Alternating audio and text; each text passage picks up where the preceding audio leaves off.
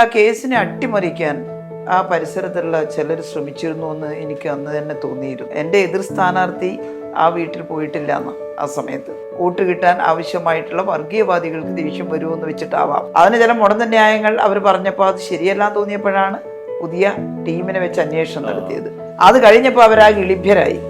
ആ ജാള്യത മറക്കാനാണ്, അതുകൊണ്ടാണ് കോടതി വളരെ വ്യക്തമായിട്ട് എഴുതിയത് നടപടി പെൻഡിങ്ങിലാണ്. ഈ കേസിന്റെ വിധി വന്നതിൽ അവർക്ക് സന്തോഷമില്ല, കേസിലെ കുറ്റവാളിയോട് അവർക്ക് വെറുപ്പില്ല, ആ പാർട്ടിയോട് അവർക്ക് വെറുപ്പില്ല. അവർക്കിപ്പോൾ ആരോടാ വെറുപ്പ്? ഇപ്പൊ കുട്ടീൻ്റെ ഉമ്മ പറയുന്നത് എൻ്റെ മോള് പഠിച്ചിട്ട് ടീച്ചർ എന്തെങ്കിലും ഒരു ജോലി കിട്ടിയാൽ മതിയായിരുന്നു എന്നാണ്. അപ്പൊ അതിൽ പ്രായമുള്ളൊരു സ്ത്രീ പറഞ്ഞത്ര ഞങ്ങൾക്ക് പിറക്കാതെ പോയ മകൻ ഞങ്ങളെ രക്ഷിക്കുന്നു.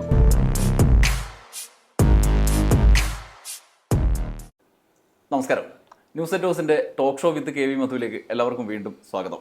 ഇന്ന് നമ്മുടെ അതിഥിയായി എത്തിയിരിക്കുന്നത് കെ ശൈലജ ടീച്ചറാണ്. സ്വാഗതം ടീച്ചർ. നമസ്കാരം. ടീച്ചറോട് ഒരുപാട് കാര്യങ്ങൾ സംസാരിക്കണമെന്ന് നേരത്തെ തന്നെ പലതവണ ആഗ്രഹിച്ചിരുന്നു. ഇപ്പോൾ ഒരു പശ്ചാത്തലം കൂടി, ഒരു വർത്തമാനകാല അന്തരീക്ഷം കൂടി വന്നപ്പോഴാണ് സംസാരിക്കാമെന്ന് വിചാരിച്ചത്. അത് പ്രത്യേകിച്ച് അതിൽ നിന്ന് നമുക്ക് തുടങ്ങാൻ തോന്നും. ഈ പാലത്തായി പീഡനക്കേസുമായി ബന്ധപ്പെട്ട് വിധി വന്ന സാഹചര്യത്തിൽ ടീച്ചർ പ്രതിക്കൂട്ടിലാക്കപ്പെട്ട് നടത്തുന്ന വലിയൊരു ചിത്രീകരണമുണ്ട്. ഇപ്പോൾ എനിക്കറിയാവുന്ന കുറേ സംഭവങ്ങൾ തന്നെ അതിൻ്റെ പശ്ചാത്തലത്തിലുണ്ട് എന്നുള്ളതുകൊണ്ട് ആ പ്രചരണത്തിൻ്റെ യാഥാർത്ഥ്യം എന്താണെന്ന് പലപ്പോഴും അറിയാൻ വേണ്ടിയിട്ടുള്ള അന്വേഷണം നടത്തിയിട്ടുണ്ട്. പ്രത്യേകിച്ചും ആസൂത്രിതമായ പ്രചരണം പോലെ നമുക്ക് ഫീൽ ചെയ്യുന്ന ഒരു കാര്യമുണ്ട്. ടീച്ചർക്ക് ഇങ്ങനെയുള്ള പ്രചരണം വരുമ്പം ഈ വിധി വന്ന സാഹചര്യത്തിൽ ആ കുട്ടിക്കൊപ്പം പല ഘട്ടങ്ങളിലായി നിന്ന, നേരിട്ട് അവിടെ നിരന്തരമായി ബന്ധപ്പെടുന്ന ആൾ എന്നുള്ള നിലയിൽ ഈ പ്രചരണത്തിനിടയിൽ എന്താണ് ഈ സമയത്തെ മാനസികാവസ്ഥ? എനിക്ക് ആ വിധി വന്നപ്പോൾ വലിയ സന്തോഷമാണ് തോന്നിയിട്ടുള്ളത്. കാരണം കേരള ഗവൺമെൻറ് ഏറ്റവും നന്നായി കൈകാര്യം ചെയ്തൊരു കേസാണത്. മാത്രമല്ല, ഞാനവിടുത്തെ ജനപ്രതിനിധിയായിരുന്നു അന്ന്. ആരോഗ്യ സാമൂഹ്യക്ഷേമ വകുപ്പ് മന്ത്രിയും ആ സമയത്താണ് ആയിരുന്നത്. ഈ കേസിൽ ഓരോ ഘട്ടത്തിലും കുട്ടിയുടെ രക്ഷിതാക്കളോടൊപ്പം ഈ കേസിൽ പ്രതി ശിക്ഷിക്കപ്പെടണം, ഈ കുഞ്ഞിന് നീതി ലഭിക്കണം എന്നാഗ്രഹിച്ച ഒരാളാണ് ഞാൻ. ഈ പ്രചരണം നടത്തുന്നത് അതിൻ്റെ ചുറ്റുപാടുള്ളൊരു ചെറിയ വിഭാഗം ആളുകളാണ്. വളരെ മോശം മാനസികാവസ്ഥയുള്ള, വളരെ ഇൻറ്റൻഷനലായി രാഷ്ട്രീയ ലക്ഷ്യത്തോടു കൂടി എന്നെ വ്യക്തിഹത്യ നടത്തണമെന്ന് ആഗ്രഹിക്കുന്ന ചിലരാണ്. എന്നാൽ ഈ കുട്ടിയുടെ രക്ഷിതാക്കളോ കുട്ടിയോ അങ്ങനെ പറയില്ല. കാരണം ഈ വിധി വന്ന ഉടനെ തന്നെ, അറിഞ്ഞ ഉടനെ തന്നെ എന്നെ ആദ്യം വിളിക്കുന്നത് ഈ കുട്ടിയുടെ അമ്മാവനാണ് ഈ കുട്ടിയുടെ രക്ഷിതാവ്. ഇപ്പം അച്ഛൻ ചെറുപ്പത്തിലല്ല, ഈ കുട്ടിയെ അവർ പ്രഗ്നൻ്റായ സമയത്ത് തന്നെ അച്ഛൻ മരിച്ചു പോയിരുന്നു. പിന്നെ അമ്മാവൻ്റെ സംരക്ഷണയിലാണ്. അദ്ദേഹം ഉടനെ വിളിച്ചിട്ട് എന്നോട് പറഞ്ഞത്, ടീച്ചർ വിധി വന്നത് ശ്രദ്ധിച്ചില്ലേ, വളരെ സന്തോഷമായി, ടീച്ചറുടെ എല്ലാം പരിശ്രമത്തിൻ്റെ ഭാഗമായിട്ടാണ് നല്ലൊരു വിധി ഉണ്ടായത്, ആശ്വാസമുണ്ട് ഞങ്ങൾക്കെന്ന് പറയാനാണ്. കുടുംബം ഇപ്പോഴും അങ്ങനെ തന്നെയാണ്. ഞാൻ ഈ വിധി വന്നതിന് ശേഷം ആ വീട്ടിൽ പോയിരുന്നു. നമുക്കിതിൽ ആരാണ്, ഏത് മതക്കാരാണ്, ഏത് ജാതിക്കാരാണ്, ഏത് രാഷ്ട്രീയക്കാരാണ് എന്നതൊന്നും അല്ല വിഷയം. ഞാൻ ഒരു മഹിളാ സംഘടനയുടെ പ്രവർത്തകയാണ്, അതുപോലെ തന്നെ ജനപ്രതിനിധിയാണ്. അപ്പോൾ ഇത്തരം കേസ്, ഒരുപാട് കേസുകളിൽ ഞങ്ങൾ ആഗ്രഹിച്ചത് കുറ്റവാളി ശിക്ഷിക്കപ്പെടണം, എല്ലാ കേസുകളിലും. അപ്പോൾ ഈ കേസിൽ പ്രത്യേകിച്ച് ഞാൻ ഇവിടുത്തെ ജനപ്രതിനിധി ആയതുകൊണ്ട് തന്നെ ഇത് കേട്ടപ്പോൾ വല്ലാത്തൊരു വിഷമം ഉണ്ടായി. കോവിഡിൻ്റെ വല്ലാത്തൊരു പശ്ചാത്തലത്തിൽ, കോവിഡ് ആരംഭിക്കുന്ന ഘട്ടത്തിലാണ് ഈ സംഭവം ഉണ്ടാകുന്നത്. പിന്നെ ആ കോവിഡിൻ്റെ നമ്മൾ ഒരു 2020 മുഴുവൻ കോവിഡിൻ്റെ ഒരു വിമിഷ്ടത്തിലായിരുന്നല്ലോ. പക്ഷെ എന്നിട്ട് പോലും ഞാൻ ആ വീട്ടിൽ ചെന്നു, കുഞ്ഞിനെ ആശ്വസിപ്പിച്ചു.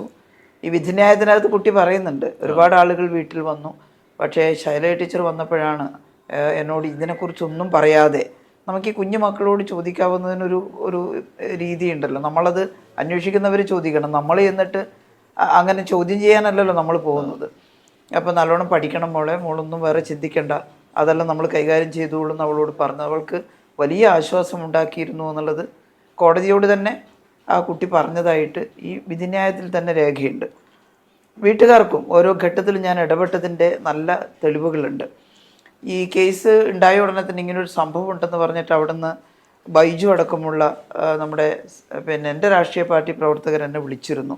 ഇങ്ങനൊരു സംഭവം ഉണ്ടായിട്ടുണ്ട്, സ്കൂളിലെ അധ്യാപകനാണ്, അയാളൊരു BJP പ്രവർത്തകനാണ്. പക്ഷേ BJP പ്രവർത്തകനാണ് എന്നുള്ളതിനല്ല പ്രത്യേകത, അധ്യാപകനാണ് എന്നുള്ളതാണ്. അധ്യാപകൻ കുഞ്ഞിനെ ആക്രമിക്കുന്നു, അതൊരു ശരിയല്ലാത്ത, നമുക്ക് സഹിക്കാൻ പറ്റാത്തൊരു കാര്യമാണ്. അപ്പോൾ ഇങ്ങനെയൊന്നുണ്ട്, അപ്പോൾ പോലീസ് സ്റ്റേഷനിൽ പരാതി കൊടുക്കൂ, ബാക്കി പോലീസുകാർ ചെയ്യും എന്ന് ഞാൻ പറഞ്ഞു. ആ സമയത്ത് എന്നിട്ട് ഉടനെ തന്നെ DYSP അന്ന് വേണുഗോപാലാണ്, തലശ്ശേരി DYSPയെ വിളിച്ചു.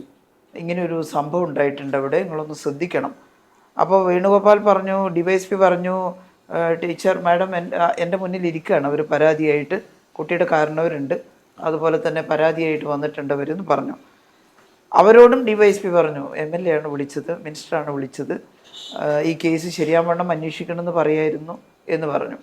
അത് ഈ കുട്ടിയുടെ അമ്മാവൻ അറിയാം. അദ്ദേഹം പിന്നെ പറഞ്ഞു, ടീച്ചർ വിളിക്കുമ്പം ഞാനവിടെ പരാതിയായിട്ടിരിക്കുന്നുണ്ട്, അപ്പോൾ ഞങ്ങൾക്കൊരു വലിയ സമാധാനമായി, കാരണം ടീച്ചർ ഇങ്ങനെ പറഞ്ഞല്ലോ പോലീസിനോട്, അപ്പോൾ ഈ കേസ് നന്നായിട്ട് അന്വേഷിക്കും എന്നുള്ളൊരു ധാരണ ഞങ്ങൾക്ക് വന്നു, അതുകൊണ്ട് വലിയ നന്ദിയുണ്ട് ആ കാര്യത്തിലെന്ന് അദ്ദേഹം പറയുകയും ചെയ്തു. അപ്പോൾ അന്ന് മുതൽ ഈ കേസിൻ്റെ ഓരോ ഘട്ടത്തിലും നിരന്തരമായിട്ട് നമ്മൾ ഇടപെട്ടുകൊണ്ടിരുന്നു. ഇടപെടുകയെന്ന് വെച്ചാൽ വേറൊന്നുമല്ല, അന്വേഷണം കൃത്യമായി നടത്തണം എന്നുള്ള ഇടപെടലാണ്. അല്ലാണ്ട് നമുക്ക് തെളിവുകൾ പിന്നെ ഉണ്ടാവേണ്ടത് കുട്ടിയുടെ മൊഴിയിൽ നിന്നാണ്, യഥാർത്ഥമായ വസ്തുത അത് അന്വേഷിച്ച് കണ്ടെത്തലാണ് പോലീസിൻ്റെ രീതി. എന്നാൽ ആ കേസിനെ അട്ടിമറിക്കാൻ ആ പരിസരത്തുള്ള ചിലർ ശ്രമിച്ചിരുന്നു എന്ന് എനിക്ക് അന്ന് തന്നെ തോന്നിയിരുന്നു. അതിലൊന്നും പേരോ അല്ലെങ്കിൽ ഏതെങ്കിലും മതമോ ഒന്നും ഒരു ഘടകമല്ല എന്നും എനിക്ക് തോന്നിയിരുന്നു. ചിലർ അതിസമർത്ഥമായി കുട്ടിയെ കൊണ്ട് വേണ്ടുന്നതും വേണ്ടാത്തതും ഒക്കെ പറയിപ്പിക്കാൻ ശ്രമിച്ചിട്ട് ഇതിനെ ട്വിസ്റ്റ് ചെയ്ത് വിടാൻ വേണ്ടിയിട്ടുള്ളൊരു ശ്രമം നടത്തിയിരുന്നു. ഞാനത് ആ കുടുംബത്തിൻ്റെ ശ്രദ്ധയിലും പെടുത്തിയിരുന്നു. മോള് ശരിയായ രീതിയിൽ പറയണം, പിന്നെ ആരെങ്കിലും പറയുന്നത് കേട്ടിട്ട് വഴിതിരിഞ്ഞു പോകരുത് പറയുന്നത്. കുട്ടിയുടെ മൊഴിയാണ് കേസിന് ഏറ്റവും പ്രധാനം. സംഭവിച്ചത് തന്നെ പറഞ്ഞാൽ മതി, എന്താണോ സംഭവിച്ചത് അത് പറഞ്ഞാൽ മതി, അത് കുട്ടിക്ക് പറയാൻ കഴിയുമല്ലോ എന്ന് പറഞ്ഞിരുന്നു. അപ്പോൾ അത്രത്തോളം ഈ കേസിനെ വഴിതെറ്റിക്കാൻ ശ്രമിച്ച ആളുകളിൽ ചിലരാണ് ഈ പ്രചരണമായിട്ട് ഇറങ്ങി പുറപ്പെടുന്നത്. ആരാണെന്ന് ചോദിച്ചാൽ ഇതിൽ ചിലപ്പോൾ ലീഗിൻ്റെ ആ പ്രദേശത്തെ പ്രവർത്തകരുണ്ടാകാം, പക്ഷെ ലീഗുകാരാകെ ഇതിന് ശ്രമിച്ചു എന്ന് ഞാൻ പറയില്ല. പാർട്ടിക്കകത്ത് ഞങ്ങളെല്ലാം പരസ്പര ബഹുമാനത്തോടെ പെരുമാറുന്നു, പ്രത്യേകിച്ചും ആ മേഖലകളിൽ. കക്ഷി രാഷ്ട്രീയമൊക്കെ വ്യത്യസ്തമാണെങ്കിലും ഞാനവിടെ MLA ആയിരുന്നപ്പോൾ വളരെ മാന്യമായിട്ട് പെരുമാറുകയും ഇപ്പോഴും ആ സ്നേഹബന്ധം നിലനിർത്തുകയും ചെയ്യുന്ന ഒരുപാട് നല്ല മനുഷ്യരുണ്ട്. അതുകൊണ്ട് ഏതെങ്കിലും ഒരു പാർട്ടിക്കകത്തുള്ളവർ എന്ന് പറയാൻ കഴിയുന്നില്ല. പക്ഷേ എനിക്ക് തോന്നുന്നു SDPIയുടെ ചില പ്രവർത്തകർ അതിനകത്തുണ്ടായിരുന്നു. എല്ലാവരും എന്ന് എനിക്ക് പറയാൻ കഴിയില്ല. ഈ പ്രദേശത്തുള്ള കുബുദ്ധികളായിട്ടുള്ള ചിലർ, അത്രേ പറയാൻ പറ്റുള്ളൂ. അവർ തന്നെയാണ് പല വിധത്തിലുള്ള ഫേക്ക് ഐഡിയും ഉണ്ടാക്കിക്കൊണ്ട് മാറി മാറി പല രീതിയിൽ ഇത് പ്രചരിപ്പിക്കാൻ എനിക്കെതിരായിട്ടുള്ള പ്രചരണം നടത്തുന്നത്. എനിക്കെതിരെ മാത്രമല്ല, ഈ സമൂഹത്തിൽ വർഗീയതക്കെതിരെ ശക്തമായി നിലപാട് സ്വീകരിക്കുന്നവർക്കെതിരെ ഇപ്പോൾ അടുത്ത കാലത്തായിട്ട് വലിയ തോതിലൊരു ആക്രമണം നടക്കുകയാണ്. ഇപ്പോൾ എൻ്റെ പഴയകാല പ്രസംഗങ്ങളും എല്ലാം എടുത്തു വെച്ച് ഇപ്പോഴത്തെ പ്രസംഗങ്ങളും എല്ലാം നോക്കിയാൽ ആർക്കും പറയാൻ കഴിയും മതന്യൂനപക്ഷത്തെ സംരക്ഷിക്കുന്നതിന് വേണ്ടി ഏറ്റവും നന്നായിട്ട്, ഏറ്റവും കാര്യമാത്ര പ്രസക്തമായിട്ട് പറയുന്നത്, ഞങ്ങളെല്ലാം അങ്ങനെ പറയുന്നവരാണ്. ആ കൂട്ടത്തിൽ ഇന്ത്യൻ പൗരന്മാരാണ് മുസ്ലിങ്ങൾ. അവർ വേറെ എവിടെയും പോകണമെന്ന് പറയുന്നത് ശരിയല്ല. ഭൂരിപക്ഷ ഹൈന്ദവ വർഗീയതയുടെ ഭാഗമായിട്ട് നമ്മുടെ ഇന്ത്യൻ പൗരന്മാരായ മുസ്ലിങ്ങൾക്കെതിരെ ആക്രോശം നടത്തുന്നത് ശരിയല്ല. ഇത് ഞാൻ എപ്പോഴും പറയുന്നതാണ്. മാത്രമല്ല, ഈ ഗുജറാത്ത് സംഭവത്തെക്കുറിച്ചൊക്കെ ശക്തമായ ഭാഷയിൽ വിമർശിക്കാറുണ്ട്. അത് ഹിന്ദു വർഗീയവാദികൾക്ക് ഇഷ്ടമല്ല, എന്നാൽ മുസ്ലിം വർഗീയവാദികൾ ചിലർ അതൊന്നും അവർക്ക് വിഷയമല്ല, എന്നെ മുസ്ലിങ്ങൾക്കെതിരായിട്ട് മാറ്റാൻ. അത് തുടങ്ങിയത് ഈ വടകര ഇലക്ഷൻ്റെ സമയത്താണ്. മുസ്ലിം ജനവിഭാഗത്തിലൊരു വലിയ വിഭാഗം എന്നോട് ആഭിമുഖ്യമുള്ളവരാണ് എന്നവർക്ക് തോന്നിയിട്ടുണ്ടാവണം. അവരെനിക്ക് വോട്ട് ചെയ്തേക്കുമോ എന്ന ഭയത്താലാവണം ഞാൻ മുസ്ലിങ്ങൾക്കെതിരായി പ്രവർത്തിക്കുന്നു. അത് ചില ഫേക്കായിട്ടുള്ള വാർത്തകൾ ഉണ്ടാക്കിയല്ലോ. ഞാനും റിപ്പോർട്ടർ ചാനലിലെ അരുണും കൂടിയുള്ളൊരു ഇൻ്റർവ്യൂവിൽ അരുൺ ചോദിച്ചു, പിന്നെ എങ്ങനെയാണ് ഈ വർഗീയവാദത്തെ ടീച്ചർ കാണുന്നത് എന്ന് പറയുമ്പം ഞാൻ പറഞ്ഞു, നോക്കൂ, മുസ്ലിങ്ങൾക്കെതിരായി എത്ര മോശമായിട്ടുള്ള പ്രചരണമാണ് ഹിന്ദു വർഗീയവാദികളുടെ ഭാഗത്ത് ഉണ്ടാവുന്നത്. അപ്പോൾ മുസ്ലിങ്ങളിൽ വർഗീയവാദികൾ ഉണ്ടാവാം, ഞാൻ പറഞ്ഞ വാചകമാണ്, മുസ്ലിങ്ങളിൽ വർഗീയവാദികൾ ഉണ്ടാവാം, എന്നാൽ എല്ലാ മുസ്ലിങ്ങളും വർഗീയവാദികളാ? ഈ ചോദ്യം ചോദിച്ചു. ചോദ്യചിഹ്നം ഒഴിവാക്കിയിട്ട് എല്ലാ മുസ്ലിങ്ങളും വർഗീയവാദികളാണെന്നും പറഞ്ഞിട്ട് അത് എടുത്തിട്ട് പ്രചരിപ്പിച്ചു.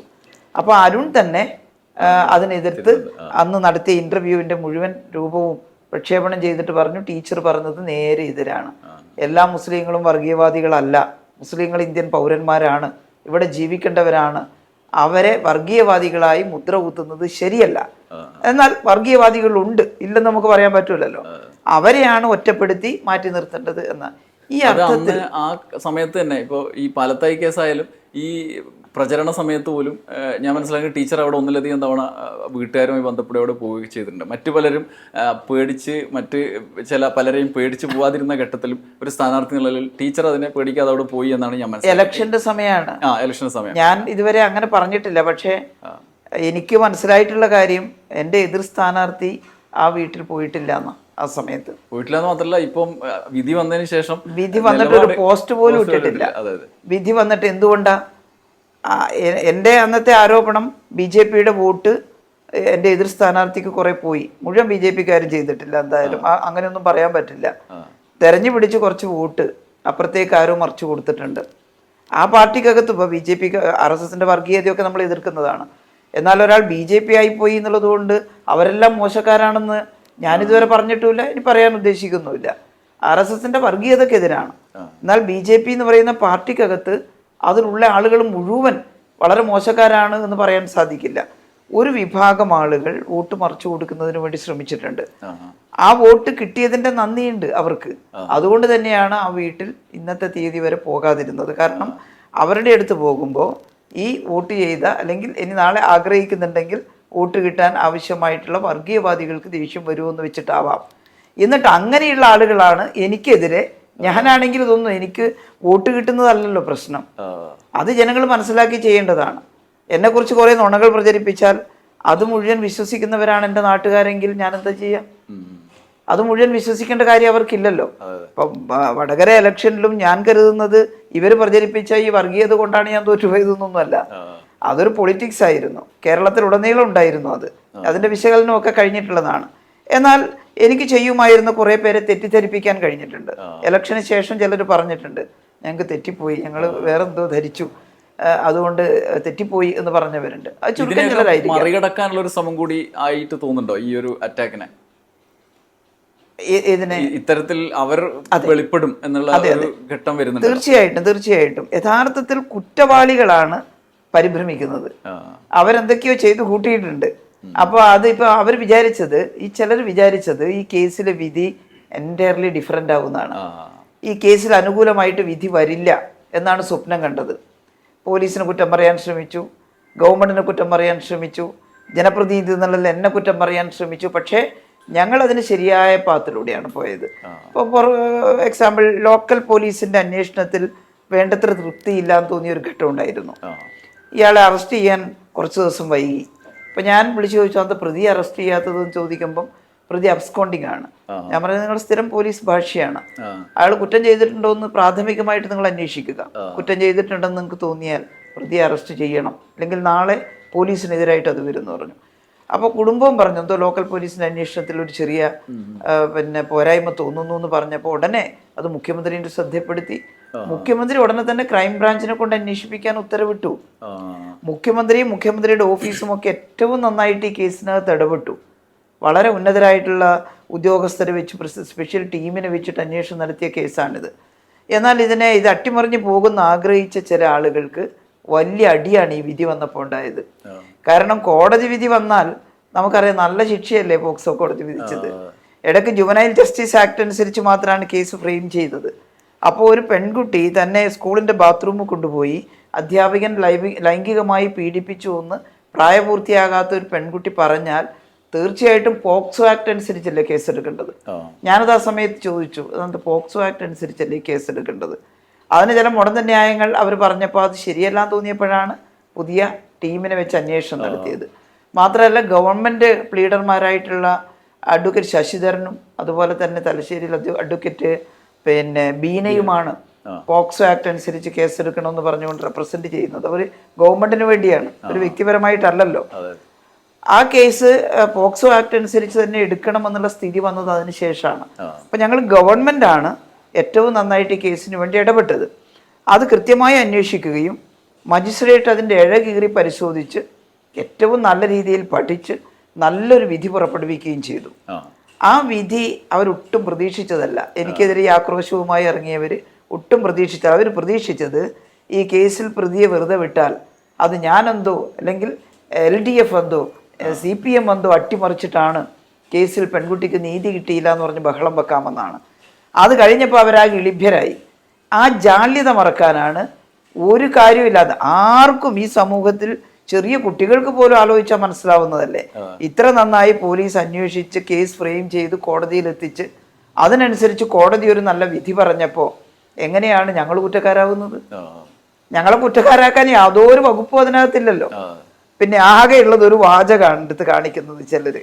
അത് ശ്രദ്ധിച്ചിട്ടുണ്ടാവും ഞാൻ വിചാരിക്കുന്നു. അതായത് ഈ വിധിക്കകത്ത് ഒരിടത്ത് ശ്രദ്ധിച്ചിരുന്നു ആ വാചകം. ഒരിടത്ത് പറഞ്ഞു, ഈ കേസന്വേഷണത്തിന്റെ ഘട്ടത്തിൽ സാമൂഹ്യനീതി വകുപ്പിന്റെ കൗൺസിലർമാർ കുട്ടിയെ ചോദ്യം ചെയ്യാൻ വന്നപ്പോൾ വളരെ മോശമായിട്ടുള്ള ചോദ്യങ്ങൾ കുട്ടിയോട് ചോദിച്ചു. അതൊരു ഹരാസ്മെന്റ് ആണ്. ഇത് സംബന്ധിച്ച് സാമൂഹ്യനീതി വകുപ്പ് മന്ത്രിക്ക് അന്ന് പരാതി കൊടുത്തിരുന്നു. എന്നോട് ഈ കുട്ടിയുടെ അമ്മാവനൊക്കെ പറഞ്ഞിരുന്നു, ടീച്ചർ ഈ കൗൺസിലർമാര് വല്ലാതെ ചോദ്യങ്ങൾ ചോദിച്ചു കുട്ടിയെ വല്ലാണ്ട് ബേജാറാക്കുന്നു, അതൊന്ന് അവസാനിപ്പിക്കാൻ പറയണമെന്ന് പറഞ്ഞു. കേട്ട ഉടനെ തന്നെ ഞാൻ പോലീസുകാർ അന്നത്തെ ചാർജുള്ള ആളുകളെ വിളിച്ചിട്ട് പറഞ്ഞു, ഒരു കാര്യമുണ്ട്, കൗൺസിലർമാർ വളരെ കൗൺസിലർമാരെ നിശ്ചയിക്കുന്നത് കുട്ടിയെ ബേജാറാക്കാണ്ട് ചോദ്യം ചെയ്യാനാണ്. പോലീസുകാർ ചോദ്യം ചെയ്യുമ്പോൾ അത് കുറച്ച് കുട്ടിക്ക് ബുദ്ധിമുട്ടാവുന്ന രീതിയിലായി പോകും. അതുകൊണ്ട് മനഃശാസ്ത്രപരമായി ഇടപെട്ട് കുട്ടിയുടെ മനസ്സിലുള്ളത് പുറത്തേക്ക് വരിക, അതാണ് കൗൺസിലർമാർ ചെയ്യേണ്ടത്. അതിനു പകരം കുട്ടിയെ ആകെ അമ്പരപ്പിലാക്കുന്ന ചോദ്യങ്ങൾ കൗൺസിലർമാർ ചോദിക്കുന്നുണ്ടെങ്കിൽ അത് അവസാനിപ്പിച്ചുകൊള്ളണം അടിയന്തരമായിട്ടും എന്ന് പറഞ്ഞാൽ നിങ്ങൾ ശ്രദ്ധിക്കാമെന്ന് പോലീസ് പറയുകയും ചെയ്തു. റിട്ടേൺ ആയിട്ടും ഒരു പരാതി അന്ന് എനിക്ക് തന്നിരുന്നു മന്ത്രിയായിട്ട്. അപ്പോൾ ആ പരാതി അപ്പം തന്നെ ഞാൻ രണ്ടാമത്തെ ദിവസം ബഹുമാനപ്പെട്ട മുഖ്യമന്ത്രിക്ക് അയച്ചു കൊടുത്തു. മുഖ്യമന്ത്രി പരിശോധിക്കണമെന്നും പറഞ്ഞിട്ട് മുഖ്യമന്ത്രി കിട്ടിയ ഉടനെ തന്നെ ഈ പരാതി പോലീസുകാർക്ക്, ബന്ധപ്പെട്ട പോലീസ് ഉദ്യോഗസ്ഥന്മാർക്ക് പരിശോധിച്ച് ആവശ്യമായ നടപടി സ്വീകരിക്കുക എന്ന് പറഞ്ഞ് കൊടുത്തിരുന്നു. എന്നാൽ ആ സമയത്ത് നടപടി സ്വീകരിക്കാൻ കഴിയില്ല. സാമൂഹ്യനീതി വകുപ്പ് മന്ത്രി നടപടി സ്വീകരിക്കാനേ പറ്റില്ല. കാരണം കൗൺസിലർമാർ സാമൂഹ്യനീതി വകുപ്പിൻ്റെതാണെങ്കിലും പോലീസുകാരാണ് കൗൺസിലർമാരെ നിശ്ചയിക്കുന്നത്, പോലീസ് ഡിപ്പാർട്ട്മെന്റ്. ഞങ്ങളോട് അനുവാദം ചോദിക്കുകയാണ് ചെയ്യുന്നത്, ഈ 2 കൗൺസിലർമാർ ഈ കേസ് അന്വേഷണത്തിന് വിട്ടുതരണം. അപ്പോൾ സമ്മതം ചോദിക്കുന്നുണ്ട്. അപ്പോൾ സമ്മതം ചോദിക്കുമ്പോൾ നമ്മൾ ആ കൗൺസിലർ, അത് ഏത് കേസിലായാലും ഉടനെ പോലീസ് ആവശ്യപ്പെട്ട കൗൺസിലർമാരെ നമ്മൾ വിട്ടുകൊടുക്കുകയാണ് ചെയ്യുന്നത്. കൗൺസിലർമാരെ തിരഞ്ഞെടുക്കുന്നതിലോ അവരെ നിശ്ചയിക്കുന്നതിലോ അതിൽ പരം ഒരു അധികാരം സാമൂഹ്യനീതി വകുപ്പ് മന്ത്രിക്കില്ല. അപ്പോൾ എന്തായാലും കൗൺസിലർമാരെ നിശ്ചയിച്ചു. ഈ പരാതി കിട്ടിയ ഉടനെ തന്നെ പോലീസിൻ്റെ ശ്രദ്ധയിൽപ്പെടുത്തി. കാരണം മുഖ്യമന്ത്രി പോലീസുകാരുടെ ശ്രദ്ധയിൽപ്പെടുത്തി. എന്നാൽ കൗൺസിലർമാരുടെ ഈ തെളിവെടുപ്പ് സീൽഡ് കവറിൽ കോടതിക്ക് കൊടുക്കുകയാണ്. അത് പരസ്യമല്ല. അത് പരസ്യമാവുന്നത് കോടതി വിധി വരുമ്പോഴേ ഉള്ളൂ. അതിനു മുമ്പേ പോലീസിനും ഇന്ന കാര്യങ്ങൾ കൗൺസിലർമാർ പറഞ്ഞതിലുണ്ടെന്ന് വെളിയിൽ പറഞ്ഞ് അതിൻ്റെ പേരിൽ മോശമായ ചോദ്യങ്ങൾ ചോദിച്ചു എന്നാണല്ലോ അവർക്കെതിരെയുള്ള പരാതി. ആ ചോദ്യങ്ങൾ എന്താണെന്നും അതിൻ്റെ ഉത്തരം എന്താണെന്നും ആ സമയത്ത് പോലീസിന് ഓപ്പണായിട്ട് കിട്ടില്ല. അത് സീൽ ചെയ്ത് കോടതി മുമ്പാകെ ഹാജരാക്കുന്നതാണ്. അത് കോടതിയാണ് ഇപ്പോൾ പറഞ്ഞത് ഈ കൗൺസിലർമാരുടെ ചോദ്യത്തിൽ ശരിയല്ലാത്ത കാര്യങ്ങൾ തോന്നുന്നു. ആ സമയത്ത് തന്നെ കുട്ടിയുടെ ഉമ്മ ഒരു പരാതി സാമൂഹ്യനീതി വകുപ്പ് മന്ത്രിക്ക് കൊടുത്തിരുന്നു. അതിൽ ഉചിതമായ നടപടി ഉണ്ടാകുമെന്ന് പ്രതീക്ഷിക്കുന്നു. അതാണ്, ഈ നടപടി എടുത്തില്ല, അത് കുറ്റകരമാണെന്ന് കോടതി പറഞ്ഞിട്ടില്ല. കോടതി എന്നെ കുറ്റപ്പെടുത്തിയിട്ടേ ഇല്ല. കാരണം എനിക്ക് ചെയ്യാൻ കഴിയുന്ന അപ്പം തന്നെ ചെയ്തിട്ടുണ്ട്. ഞാൻ ആ പരാതി പൂഴ്ത്തിവെച്ചിട്ടില്ല, അതിനെക്കുറിച്ച് മിണ്ടാതിരുന്നിട്ടില്ല, കൗൺസിലർമാരെ വെള്ളപൂശാൻ നടന്നിട്ടില്ല. പക്ഷെ എനിക്കും അറിയില്ല കൗൺസിലർ എന്ത് ചോദിച്ചു എന്നുള്ളത്. അത് എനിക്ക് കിട്ടുന്ന കാര്യമല്ലല്ലോ. അപ്പോൾ ഇപ്പോൾ കോടതി അത് കണ്ടു, കോടതിക്കും അത് ഇഷ്ടമായില്ല ചില ചോദ്യങ്ങൾ. ആ പരാമർശം കോടതിയുടെ വിധിന്യായത്തിലുണ്ട്. ഇനിയിപ്പം അത് അന്വേഷിച്ചിട്ട് നിയമപരമായിട്ട് എങ്ങനെയാണോ എന്ന് വെച്ചാൽ അതിൻ്റെ മേലെ നടപടി എടുക്കാൻ സാധിക്കും. അതിന് നടപടിക്രമം എന്തായാലും സാമൂഹ്യനീതി വകുപ്പ് ചെയ്യും, അതിനൊന്നും യാതൊരു സംശയവുമില്ല. പക്ഷെ ആ സമയത്ത് ഉചിതമായത് ഞാൻ ചെയ്തു. ഞാൻ ആ പരാതി നഷ്ടപ്പെട്ടു പോകാതെ അപ്പം തന്നെ ബന്ധപ്പെട്ട പോലീസ് വകുപ്പിലേക്ക് എത്തിച്ചു. അവർ അത് നടപടിയെടുക്കാൻ അന്വേഷിച്ച് ഉചിതമായ നടപടി സ്വീകരിക്കണമെന്ന് മുഖ്യമന്ത്രി ആവശ്യപ്പെടുകയും ചെയ്തു. സ്വീകരിക്കേണ്ട സമയം ഇതാണ്. അതുകൊണ്ടാണ് കോടതി വളരെ വ്യക്തമായിട്ട് എഴുതിയത് നടപടി പെൻഡിങ്ങിലാണ്. അങ്ങനെയാണ്, നടപടി എടുത്തിട്ടില്ല എന്നല്ല, ആ നടപടി പെൻഡിങ്ങിലാണ്. ആ നടപടി ഉണ്ടാകുമെന്ന് പ്രതീക്ഷിക്കുന്നു. അപ്പം ഇപ്പോഴാണ് നടപടി എടുക്കേണ്ടതെന്ന് കോടതിക്കറിയാം. കോടതി എന്നെ കുറ്റം പറഞ്ഞിട്ടില്ല എന്ന് മാത്രമല്ല, ആ കോടതിയുടെ വിധിന്യായത്തിനകത്ത് ചിലയിടത്ത് എന്നെക്കുറിച്ചുള്ള പരാമർശമുണ്ട്. കുട്ടി എന്നെ കണ്ടിരുന്നു എന്നും ആശ്വസിപ്പിച്ചിരുന്നു എന്നും ഒക്കെയുള്ള പരാമർശം അതിനകത്തുണ്ട്. അതുകൊണ്ട് അതിൽ എനിക്ക് തെല്ലും മനസാക്ഷി കുത്തുണ്ടാവേണ്ട കാര്യമില്ലല്ലോ. കാരണം ആ കുഞ്ഞുമോക്ക് നീതി കിട്ടണമെന്ന് മറ്റാരേക്കാളും ആഗ്രഹിച്ചതാണ്. അപ്പോൾ ആ കുഞ്ഞുമോൾക്ക് ഇപ്പം നീതി കോടതിയിൽ നിന്ന് കിട്ടിയിരിക്കുന്നു. അതാണ്. എന്നിട്ട് ഈ കുട്ടിക്ക് വേണ്ടി ഒരക്ഷരം സംസാരിക്കുകയോ ആ കുഞ്ഞിനെ ആശ്വസിപ്പിക്കുകയോ ചെയ്യാത്ത വിദ്വാന്മാരാണ്. ഇതൊരു തരം കനകോലു എഫക്റ്റ് ആണെന്നാണ് തോന്നുന്നത്. ആ രീതിയിലുള്ള ഒരു പ്രചരണമാണ്. പക്ഷേ അവരെന്ത് പ്രചരിപ്പിച്ചാലും ശരി, ഞങ്ങളൊക്കെ ഈ സമൂഹത്തിൽ എങ്ങനെയാണ് പെരുമാറുന്നത്, എന്താണ് രാഷ്ട്രീയം എന്നുള്ളത് അതറിയുന്ന എല്ലാവർക്കും അറിയാം. ഇവരുടെ ഈ പ്രചരണം കൊണ്ടൊന്നും ക്യാരക്ടർ അസാസിനേഷനാണ് ലക്ഷ്യമെങ്കിൽ അത് സാധിക്കും തോന്നുന്നില്ല. ഈ വിധിന്യായം ആവും പോലെ പഠിക്കാൻ ശ്രമിച്ചിട്ടുണ്ട് ഞാൻ. അപ്പോൾ അതിനകത്ത് തന്നെ മനസ്സിനെ സ്ട്രൈക്ക് ചെയ്ത ഒരു സംഭവം എന്ന് വെച്ച് കഴിഞ്ഞാൽ, ഇപ്പോൾ ടീച്ചർ പറഞ്ഞല്ലോ കോടതിയിൽ ഈ ടീച്ചറുടെ പേര് കുട്ടി പറഞ്ഞ സാഹചര്യം, പ്രതിഭാഗം അഭിഭാഷകൻ കുട്ടിയോട് ചോദിക്കുന്നുണ്ട്. രാഷ്ട്രീയ പിന്തുണയാണ് ടീച്ചർ നൽകിയെന്ന് വ്യാഖ്യാനിക്കാൻ വേണ്ടിയിട്ടുള്ള വിധത്തിൽ ചോദിക്കുന്നുണ്ട്. ടീച്ചർ വന്ന് കണ്ടിരുന്നോ, എന്താണ് സംസാരിക്കുന്നത് എന്ന് ചോദിക്കുന്നുണ്ട്. അപ്പോൾ കുട്ടി നിഷ്കളങ്കമായി ആശ്വാസമാണ് എന്ന് പറയുന്നുണ്ട്. ഒരു ഭാഗത്ത് അങ്ങനെ പ്രതിഭാഗം, സംഘപരിവാറിൻ്റെതടക്കമുള്ള സംഘങ്ങളുടെ പിന്തുണയുള്ള പ്രതിഭാഗം അങ്ങനെ നടത്തുന്നു. ഇപ്പുറത്ത് ടീച്ചർ അതിൻ്റെ കൂടെ നിന്നു എന്നുള്ളതിന് നിന്നിട്ടില്ല എന്ന് വരുത്തി തീർക്കാനും അതിനനുസരിച്ചുള്ള ഫേക്കായ വാർത്ത തന്നെ വരുന്നുണ്ടല്ലോ, ഫേക്കായി സെന്റൻസ് അങ്ങനെ നടത്തും. ഇതിന് നടുവിലാണ് നമ്മൾ നിൽക്കുന്നത്. ടീച്ചർക്ക് അത് എങ്ങനെയാണ് ഈ ആദ്യഘട്ടത്തിൽ മനസ്സിലായത്? അതായത് ഈ തുടക്കത്തിൽ തന്നെ എനിക്ക് ചിലരുടെ അവിടുത്തെ ഇടപെടൽ ഈ കുട്ടിയെ കൊണ്ട് എങ്ങനെയെങ്കിലും എന്തെങ്കിലും തെറ്റ് പറയിപ്പിക്കാൻ പറ്റുമോ എന്നുള്ളൊരു ശ്രമം എനിക്ക് വ്യക്തിപരമായിട്ട് അറിയുന്നവരല്ല, ഒരു പരിശ്രമം ഉണ്ടായിരുന്നു എന്ന് എനിക്ക് തോന്നിയിരുന്നു. അപ്പോൾ തന്നെ ഞാൻ വീട്ടുകാരോട് പറഞ്ഞു, വളരെ സൂക്ഷിക്കണം, കുട്ടി ഉണ്ടായതുള്ളതുപോലെ പറയണം, അതിൽ വേറെ പൊടിപ്പും തൊങ്ങലും വെച്ച് സമയവും ക്രമവും എല്ലാം നിശ്ചയിച്ച് കുട്ടിയെ കൊണ്ട് ബേജാറാക്കി അങ്ങനെയാണ് ഈ ദിവസം സ്കൂളിൽ ഈ മാഷ് ഇല്ലല്ലോ എന്നൊക്കെ വാദിക്കാൻ അവർക്ക് സാധിക്കുന്ന വിധത്തിൽ, കുഞ്ഞു മോളല്ലേ, അതിനോട് അവൾക്ക് കൃത്യമായിട്ട് പറയാനുള്ളത് പറഞ്ഞാൽ സമയവും കാലവും ഒന്നും ഒരു പ്രശ്നമല്ല. ഈ ചെറിയ കുട്ടി നാഴിക വിനാഴികയെല്ലാം ഓർത്തു വെക്കണം എന്നൊന്നുമില്ലല്ലോ, കോടതിയും അങ്ങനെ നിഷ്കർഷിക്കില്ലല്ലോ.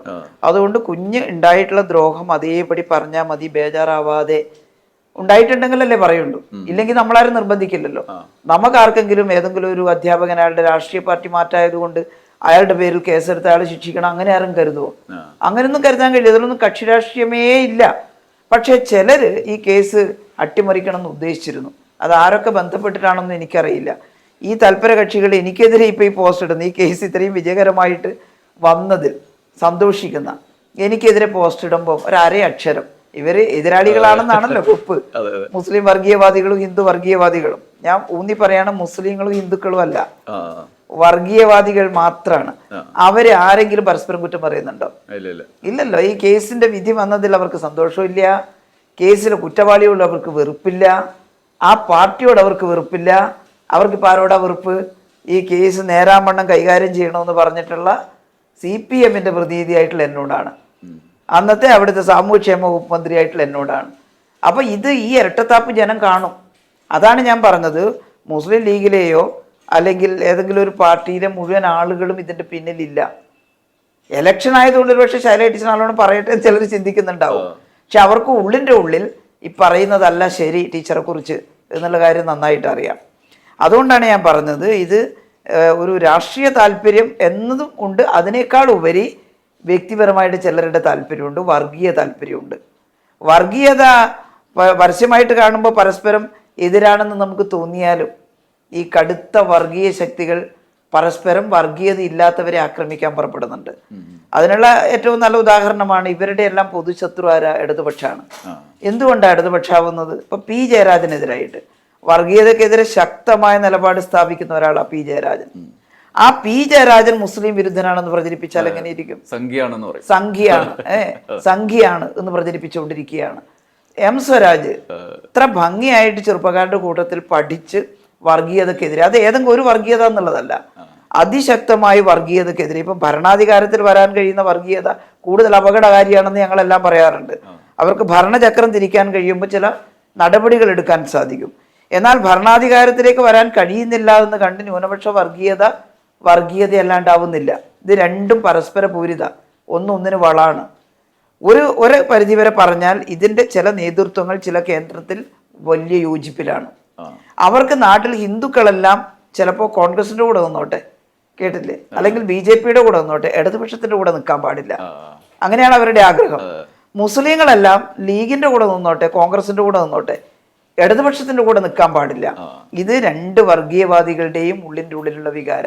എന്തുകൊണ്ടാണ്? വർഗീയതയെ ശക്തമായി എതിർക്കുന്നത് ഇടതുപക്ഷമാണ്. വർഗീയത ഉണ്ടായാൽ സമാധാനത്തിൽ ഹിന്ദുവിനും മുസ്ലിമിനും ജീവിക്കാൻ പറ്റില്ല. ഞങ്ങൾ തെരഞ്ഞെടുപ്പിൽ കേവലം 2 വോട്ട് കിട്ടാനല്ല, ഈ നാട്ടിലെ മനുഷ്യർ സമാധാനമായിട്ട് ജീവിക്കണം, ഹിന്ദുക്കളും മുസ്ലിങ്ങളും. അത് മാത്രമേ ഞങ്ങൾക്കുള്ളൂ. അത് ഏറ്റവും ശരിയായ രാഷ്ട്രീയം, ഏറ്റവും ശരിയായിട്ടുള്ള കാര്യങ്ങൾ പ്രചരിപ്പിക്കുന്ന ഞങ്ങളാണ് ഇവരുടെ രണ്ടുപേരുടെയും പൊതുശത്രു. അതുകൊണ്ടാണ് എതിർക്കുന്ന സമയത്ത് എതിർ വർഗീയതയെ എതിർക്കാതെ, ഇപ്പൊ മുസ്ലിം വർഗീയവാദികളാണെങ്കിൽ ഹിന്ദു വർഗീയവാദികൾക്കെതിരെ അവർ അരേ അക്ഷരം വേണ്ടില്ല, കേട്ടില്ലേ? ഹിന്ദു വർഗീയവാദികളാണെങ്കിൽ മുസ്ലിം വർഗീയവാദികൾക്കെതിരായിട്ട് അവർക്ക് ഒരു കുഴപ്പമില്ല. കുഴപ്പമാരോടാ? CPM-നോടും ഇടതുപക്ഷത്തോടുമാണ്. അതിൻ്റെ അകത്ത് തന്നെ സാധാരണക്കാരായ മുസ്ലിങ്ങളും ഹിന്ദുക്കളും മനസ്സിലാക്കേണ്ടതാണ്. കാരണം നമുക്ക് സമാധാനത്തോടെ ഇന്ത്യയിൽ കേരളത്തിൽ ജീവിക്കണമെങ്കിൽ ഈ രണ്ട് വർഗീയ ശക്തികളും പിന്നോട്ട് പോകണം. എന്നിട്ട് പൊതുപ്രസ്ഥാനങ്ങളുടെ ഭാഗമായിട്ട് ഹിന്ദു മുസ്ലിമും ഒക്കെ പ്രവർത്തിക്കണം. അല്ലെങ്കിൽ രാജ്യം കുട്ടിച്ചോറായി പോവില്ലേ? ഈ കേസിൻ്റെ കാര്യത്തിലും എന്നെ ടാർഗറ്റ് ചെയ്യാൻ കാരണം ഞാൻ വർഗീയതയ്ക്ക് എതിരാണെന്നുള്ളത് കൊണ്ടാണ്. ഏറ്റവും ശക്തമായിട്ട് ഇപ്പം പലസ്തീൻ പ്രശ്നം വന്നപ്പോൾ ഏറ്റവും ശക്തമായിട്ട് അതിനെതിരെ പ്രകടനം നടത്തിയതും സംസാരിച്ചതും എല്ലാം CPIM ആണ്. അതിൻ്റെ ഭാഗമായിട്ട് ഞാനും. എന്നിട്ട് അതിനെ തെറ്റിദ്ധരിപ്പിക്കാൻ ഹമാസിനെ കുറ്റം പറയുന്നയാളാണെന്ന് ഒരു കൂട്ടർ, ഹമാസിനെ പിന്തുണക്കുന്നയാളാണെന്ന് പറഞ്ഞിട്ട് എന്തെന്നാണ് ഇത്? ഗീബൽസിയൻ സിദ്ധാന്തമാണ്. ഒരു നുണ 100 തവണ ആവർത്തിച്ചാൽ അത് ചില ആളുകളെങ്കിലും സത്യമായി കരുതുമെന്നാണ് ഇവരുടെ വിശ്വാസം. ഒരു ചെറിയ കാലയളവിലേക്ക് അങ്ങനെ കരുതാം. ഇപ്പോൾ പൊതുവേ ആ കോവിഡിൻ്റെ കാലത്തെല്ലാം ഇടപെടുന്ന സമയത്ത് ഹിന്ദു മുസ്ലിമും വർഗീയതയും ഒന്നും നോക്കിയിട്ടല്ലല്ലോ നമ്മൾ ഇടപെട്ടത്. ഒരു മനുഷ്യൻ്റെയെങ്കിലും ഒരു മനുഷ്യൻ്റെ ജീവൻ രക്ഷിക്കുക, അതിനുള്ള സ്നേഹം ജനങ്ങളുടെ ഇടയിൽ എന്നോടുണ്ട്. അന്നും ഉണ്ട്, ഇന്നും ഉണ്ട്. കാരണം ഞാനാണെന്ന് ആരോഗ്യമന്ത്രിയായിരുന്നത്, ഞാനാണിത് പറയാനുള്ള സ്പോക്സ് പേഴ്സൺ. അതുകൊണ്ടാണ്, അല്ലാണ്ട് വേറെ എനിക്കെന്തെങ്കിലും മതിപ്പുണ്ടായിട്ടല്ല. പക്ഷെ ഞാൻ അതിന് നല്ല രീതിയിൽ നേതൃത്വം കൊടുക്കാൻ കഴിഞ്ഞു. മുഖ്യമന്ത്രിയുടെ എല്ലാ പോളിസിയും മന്ത്രിസഭയുടെ ഒരാരോഗ്യമന്ത്രി എന്നുള്ള നിലയിൽ ഈ കാര്യത്തിൽ എനിക്ക് നടപ്പിലാക്കാൻ സാധിച്ചു. അപ്പോൾ അതിന് അഭിനന്ദനങ്ങൾ തന്നിട്ടുള്ളത് എൻ്റെ പാർട്ടിക്കാർ മാത്രമല്ല. അതിപ്പോൾ വഴിയിലൊക്കെ വെച്ച് കണ്ട ഇപ്പോഴും വന്നിട്ട് ചിലർ പറഞ്ഞു, ടീച്ചറെ ഞാനൊരു കോൺഗ്രസ്സുകാരനായിട്ടാ, പക്ഷേ ടീച്ചറോട് അക്കാര്യത്തിൽ ഞങ്ങൾക്ക് വലിയ ബഹുമാനമുണ്ട്. കാരണം ഞങ്ങളുടെ എല്ലാം ജീവൻ അന്ന് ടീച്ചറുടെ കയ്യിലാണെന്നാണ് തോന്നിയത്. മുസ്ലിം ലീഗിൻ്റെ ഒരുപാട് ആളുകൾ ഇതെല്ലാം പറയുമ്പോൾ ഇത് ബഡായി പറയുന്നതാണെന്ന് ചിലർ പറയും. പക്ഷെ എന്നോട് പറഞ്ഞിട്ടുള്ള ആ പാർട്ടിക്കകത്തെ ആളുകൾക്ക് അറിയാലോ. അവർ പറഞ്ഞിട്ടുണ്ട് ടീച്ചറുടെ രാഷ്ട്രീയം എന്തോ ആയിക്കോട്ടെ, ടീച്ചറുടെ അന്നത്തെ ആ ഇടപെടൽ അതിൽ വലിയ സന്തോഷമുണ്ട് കേട്ടോ. ഇങ്ങനെ പറയുന്നതാണ് ഈ വർഗീയവാദികളെ ചൊടിപ്പിക്കുന്നത്. അപ്പോൾ ഇവരുടെ എല്ലാം മനസ്സിൽ എന്നോടുള്ള ശത്രുത ഉണ്ടാക്കാൻ സാധിക്കുമോ എന്ന പരീക്ഷണം കൂടി ആയിരിക്കാം ഈ വ്യക്തിഹത്യ. പക്ഷേ എനിക്കൊന്നേ പറയാനുള്ളൂ, നിങ്ങൾ ഈ ക്യാരക്ടർ അസാസിനേഷന്, വ്യക്തിഹത്യക്ക് ശ്രമിച്ചാൽ അങ്ങനെ ഇല്ലാണ്ടായി പോകുന്നതാണ്. നമ്മൾ ഒരുപാട് ത്യാഗം ചെയ്തിട്ടുണ്ടാക്കിയ ഒരു പക്ഷേ ജനങ്ങളുടെ സ്നേഹം ആർജിക്കാൻ കഴിഞ്ഞിട്ടുള്ള സ്ഥിതിയെങ്കിൽ അതങ്ങനെ കഴുകിപ്പോകുന്നുള്ള വിശ്വാസമൊന്നും എനിക്കില്ല. ആളുകൾക്ക് ഇപ്പോഴും ഞാൻ എന്താണെന്ന് നന്നായിട്ട് അറിയാം. ഇപ്പം ഈ കേസ് ഇതിനപ്പുറത്തൊരു കാര്യം, ഇത് കടന്നു വന്ന ഘട്ടങ്ങളിൽ സിസ്റ്റത്തിനകത്ത് നമ്മൾ ചില പ്രശ്നങ്ങൾ വരുമ്പോൾ, ഇപ്പോൾ ഇതിൻ്റെ അന്വേഷണത്തിൻ്റെ 2 ഘട്ടങ്ങളിൽ ഉണ്ടായിരുന്ന പ്രശ്നങ്ങൾ നമ്മുടെ മുമ്പിലുണ്ടല്ലോ. അപ്പോൾ അങ്ങനെയുള്ള സമയത്ത് ഇപ്പോൾ ടീച്ചർ അടക്കമുള്ള ആളുകൾ കൃത്യമായി അതിൽ ഇടപെട്ടു. ഭരണത്തിൻ്റെ ഭാഗമായിട്ടുള്ള ഒരാൾ എന്നുള്ള നിലക്ക് ഇടപെടാൻ ഒരാളുണ്ടായി. അതിന് നേതൃത്വം അതിനനുസരിച്ചിട്ട് നടപടികളായിക്കൊണ്ട് പുതിയ അന്വേഷണ സംഘത്തെയൊക്കെ നിയമിച്ചു. അതിനൊരു റിസൾട്ട് ഉണ്ടായി. ഇത് മുഴുവൻ സമയം ഇത്തരം ഈ ഭരണ നേതൃത്വത്തിൽ ഇരിക്കുന്ന ആളുകൾ ഇങ്ങനെ ജാഗ്രതയോടെ ഇരുന്നില്ലെങ്കിൽ വലിയ പിഴവുകൾ സംഭവിച്ചേക്കാമെന്ന് സാധാരണ മനുഷ്യനെ ആശങ്കയിലാക്കുന്ന ഒരു കാര്യം അതിനകത്തില്ലേ? തീർച്ചയായിട്ടും. ഞാൻ മഹിളാ അസോസിയേഷൻ്റെ ഒരു പ്രവർത്തകയും കൂടിയാണ്. മന്ത്രിയൊക്കെ ആവുന്നതിന് മുമ്പും ഇത്തരം കേസുകളിൽ നിരന്തരമായിട്ട് ഇടപെട്ടുകൊണ്ടിരുന്ന ഞങ്ങളുടെ സംഘടന ഇടപെടാറുണ്ടായിരുന്നു. ചില കേസുകൾ പോലീസ് കൃത്യസമയത്ത് നന്നായി ഫ്രെയിം ചെയ്താൽ കോടതിയിൽ നിന്ന് പ്രതിക്ക് ശിക്ഷ വാങ്ങിക്കൊടുക്കാൻ സാധിക്കുന്നു. എന്നാൽ ചില കേസുകൾ ഇങ്ങനെ നീട്ടിക്കൊണ്ടുപോയി 10-12 വർഷമൊക്കെ കഴിഞ്ഞിട്ട് ചാർജ് ഷീറ്റ് സമയത്തിന് സമർപ്പിക്കാതിരിക്കുക, കേസ് ഇങ്ങനെ ലാഗ് ചെയ്ത് പോവുക, അങ്ങനെയൊക്കെ വന്നു കഴിഞ്ഞാൽ ചെറിയ ശിക്ഷ മാത്രമേ പ്രതികൾക്ക് കിട്ടുന്നുള്ളൂ എന്ന് കണ്ടിട്ടുണ്ട്. നല്ല ശിക്ഷ കിട്ടിയ ഒരു കേസായിരുന്നു ഞങ്ങളുടെ നാട്ടിലവിടെ മട്ടന്നൂർ, പട്ടാന്നൂർ, ഒരു 10-15 വർഷങ്ങൾക്ക് മുമ്പാണ്. ഒരു പെൺകുട്ടിയെ അവിടെ പറശ്ശിനിക്കടവിലുള്ള ഒരു ലോഡ്ജിൽ കൊണ്ടുപോയിട്ട് 10-12 ആളുകൾ ചേർന്ന് ദ്രോഹിച്ചു. കുട്ടിയുടെ ഉപ്പയാണ് അതിനുള്ള സൗകര്യം ചെയ്തു കൊടുത്തത്. അയാളും പ്രതിയാണ്. അയാളിപ്പം കണ്ണൂർ സെൻട്രൽ ജയിലിൽ നിന്ന് മരിച്ചു. അയാളും പ്രതിയാണ്. പക്ഷേ അന്ന് ഇരിട്ടി പോലീസ്, അപ്പോൾ ഇതറിഞ്ഞ ഉടനെ തന്നെ ഞങ്ങൾ ആ വീട്ടിലെത്തി. കുട്ടിയുടെ പാവപ്പെട്ട കുടുംബമാണ്. കുട്ടിയുടെ രക്ഷിതാക്കളെ കണ്ടു, കേസ് കൊടുക്കാൻ പ്രേരിപ്പിച്ചു, കൊടുത്തു. ഇതുപോലെ തന്നെ പോലീസ് സ്റ്റേഷനിൽ നിന്ന് ബന്ധപ്പെട്ടു. വളരെ പെട്ടെന്ന് കേസന്വേഷണം നടക്കണം. അന്ന് നല്ലൊരു DYSP ഇരിട്ടി പോലീസ് സ്റ്റേഷനിലുണ്ടായിരുന്നു. വളരെ പെട്ടെന്ന് 24 മണിക്കൂറിനുള്ളിൽ 12 പ്രതികളെയും അറസ്റ്റ് ചെയ്തു. ഒരാഴ്ചക്കുള്ളിൽ കോടതിയിൽ കുറ്റപത്രം സമർപ്പിച്ചു. വളരെ പെട്ടെന്ന് തയ്യാറാക്കിയിട്ട് ചാർജ് ഷീറ്റ് സമർപ്പിച്ചു. അതുകൊണ്ട് തന്നെ പഴുതില്ലാത്ത വിധ കേസന്വേഷണം നടന്നു. 12 പ്രതികൾക്കും ശിക്ഷ കിട്ടി. കേട്ടില്ലേ? എന്നാൽ എത്രയോ കാലമായിട്ട് നീട്ടിപ്പോയപ്പോൾ സൂര്യനെല്ലി കേസ് ഏറ്റവും നല്ല ഉദാഹരണമാണ്. തുടക്കത്തിൽ തന്നെ ആ കേസിനെ അട്ടിമറിക്കാനായിരുന്നല്ലോ ചിലർക്ക് താല്പര്യം. അതങ്ങനെ ആ കുട്ടിയെ ചെയ്തിട്ടുള്ള ഹരാസ്മെൻ്റ് എത്രയാണ്. ഞാൻ ആ വീട്ടിൽ പോയിരുന്നു. ഇതുപോലെ തന്നെ പോലീസുകാരുടെ ചോദ്യം ചെയ്യലെന്ന് വളരെ ക്രൂരമായിരുന്നു. അന്ന് ഞങ്ങളല്ലല്ലോ ഭരിച്ചുകൊണ്ടിരുന്നത്. കേട്ടില്ലേ? അപ്പോൾ വളരെ ക്രൂരമായിട്ടാണ് ആ കേസിൽ പോലീസുകാർ കുട്ടിയെ കൈകാര്യം ചെയ്തത് എന്നുള്ളതാണ്. അതുകൊണ്ട് തന്നെയാണ് സൂര്യനെല്ലി കേസിലെ പ്രതികൾക്ക് കടുത്ത ശിക്ഷ കിട്ടാതെ പോയതും. ഞങ്ങൾ കോടതി കക്ഷി ചേർന്നിരുന്നു, സുപ്രീം കോടതി വരെ പോയിരുന്നു. പക്ഷേ കൃത്യസമയത്ത് കേസന്വേഷണം കൃത്യമായി നടത്തി ചാർജ് ഷീറ്റ് സമർപ്പിക്കാതെ വന്നാൽ പിന്നീട് ചില കേസുകൾ തെളിയിക്കുക വളരെ പ്രശ്നമാണെന്ന് മനസ്സിലാക്കിയ ഒരാളാണ് ഞാൻ, ഒരുപാട് കേസിൻ്റെ അനുഭവങ്ങളിലൂടെ. അതുകൊണ്ടാണ് ഈ കേസ് തെന്നി മാറി പോകരുത്, കേസ് ആർക്കും വളച്ചൊടിക്കാൻ സാധിക്കരുത്, കൃത്യമായിട്ട് ഈ കേസ് അന്വേഷണം നടക്കണമെന്ന് ആഗ്രഹിച്ചതും അതിനുവേണ്ടി ഇടപെട്ടതും. ഇപ്പൊ ഈ വിധി വന്നതിന് ശേഷം ടീച്ചർ അവിടെ ബന്ധപ്പെട്ടിട്ടുണ്ടെന്ന് ഞാൻ മനസ്സിലാക്കുന്നത്. ഈ ഘട്ടത്തിൽ അവർ തൃപ്തരാണോ? തീർച്ചയായിട്ടും. എൻ്റെ ഏറ്റവും വലിയൊരു സന്തോഷം എന്താണെന്ന് വെച്ചാൽ വളരെ സത്യസന്ധരാണ് കുട്ടിയുടെ ഉമ്മയും അതുപോലെ തന്നെ കുട്ടിയുടെ അമ്മാവനും. കടുത്ത സമ്മർദ്ദം അവർക്ക് ഉണ്ടാവണം, അവരെന്നോടൊന്നും പറഞ്ഞിട്ടില്ല ആ രീതിയിൽ. മീഡിയ വൺ ചാനലൊക്കെ വിളിച്ചിരുന്നു അവരെ കൊണ്ട് എനിക്കെതിരായിട്ട് എന്തെങ്കിലും പറയിപ്പിക്കാൻ സാധിക്കുമെന്ന് ആർക്കും പരിശ്രമിച്ചിട്ടുണ്ടാവുക. പക്ഷെ വളരെ സത്യസന്ധരാണ്, കടുത്ത ദൈവവിശ്വാസികളാണ്, നല്ല സത്യസന്ധരാണ്.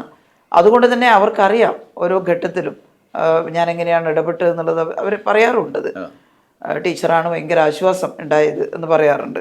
അപ്പം ഞാൻ ഇപ്പം ഇത് വിധി വന്ന് 2-3 ദിവസം കഴിഞ്ഞപ്പോൾ എനിക്ക് അത്രയും സമയം കിട്ടിയുള്ളൂ പോവാൻ. ഞാൻ ആ വഴിക്കൊരു പരിപാടിക്ക് പോകുമ്പം അവിടെ കയറി. അപ്പോൾ അദ്ദേഹം പറഞ്ഞു വലിയ ആശ്വാസമായി. ഞാൻ പറഞ്ഞു കേസിൽ ഇയാൾക്ക് ശിക്ഷ കിട്ടണം എന്ന് ആഗ്രഹിച്ച ഞാനാണിപ്പോൾ പീഡിപ്പിക്കപ്പെടുന്നത് ഈ വർഗീയവാദികളാന്ന് പറഞ്ഞു. അപ്പോൾ അദ്ദേഹം പറഞ്ഞു എന്താ ചെയ്യുക ടീച്ചർ, ഇതാണ് ലോകം.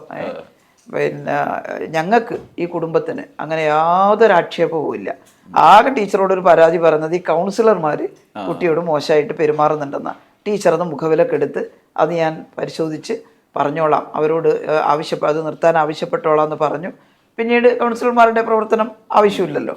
അതോടുകൂടി അന്ന് ഈ മോശമായി പെരുമാറി എന്നുള്ളത് അവർ പറഞ്ഞതാണ്. ഇപ്പം ജഡ്ജി പറഞ്ഞത് നടപടി ഉണ്ടാകുമെന്ന് പ്രതീക്ഷിക്കുന്നു. അത് പക്ഷേ അതിൽ പരാമർശം വരാൻ തന്നെ കാരണം ഒരുപക്ഷെ അന്നത്തെ ടീച്ചറിന്റെ ഈ അവരുടെ പരാതി കമ്മ്യൂണിക്കേറ്റ് ചെയ്തതിന്റെ തീർച്ചയായിട്ടും അവരെനിക്ക് ഓരോ ഘട്ടത്തിലും അവർ എന്നെ അറിയിക്കുന്നുണ്ട്, എന്നോട് വിളിച്ച് പറയുന്നുണ്ട് അന്വേഷണം വഴിവഴിച്ച് പോവുമോ, ഉത്കണ്ഠ പ്രചരിപ്പിക്കുന്നുണ്ട്.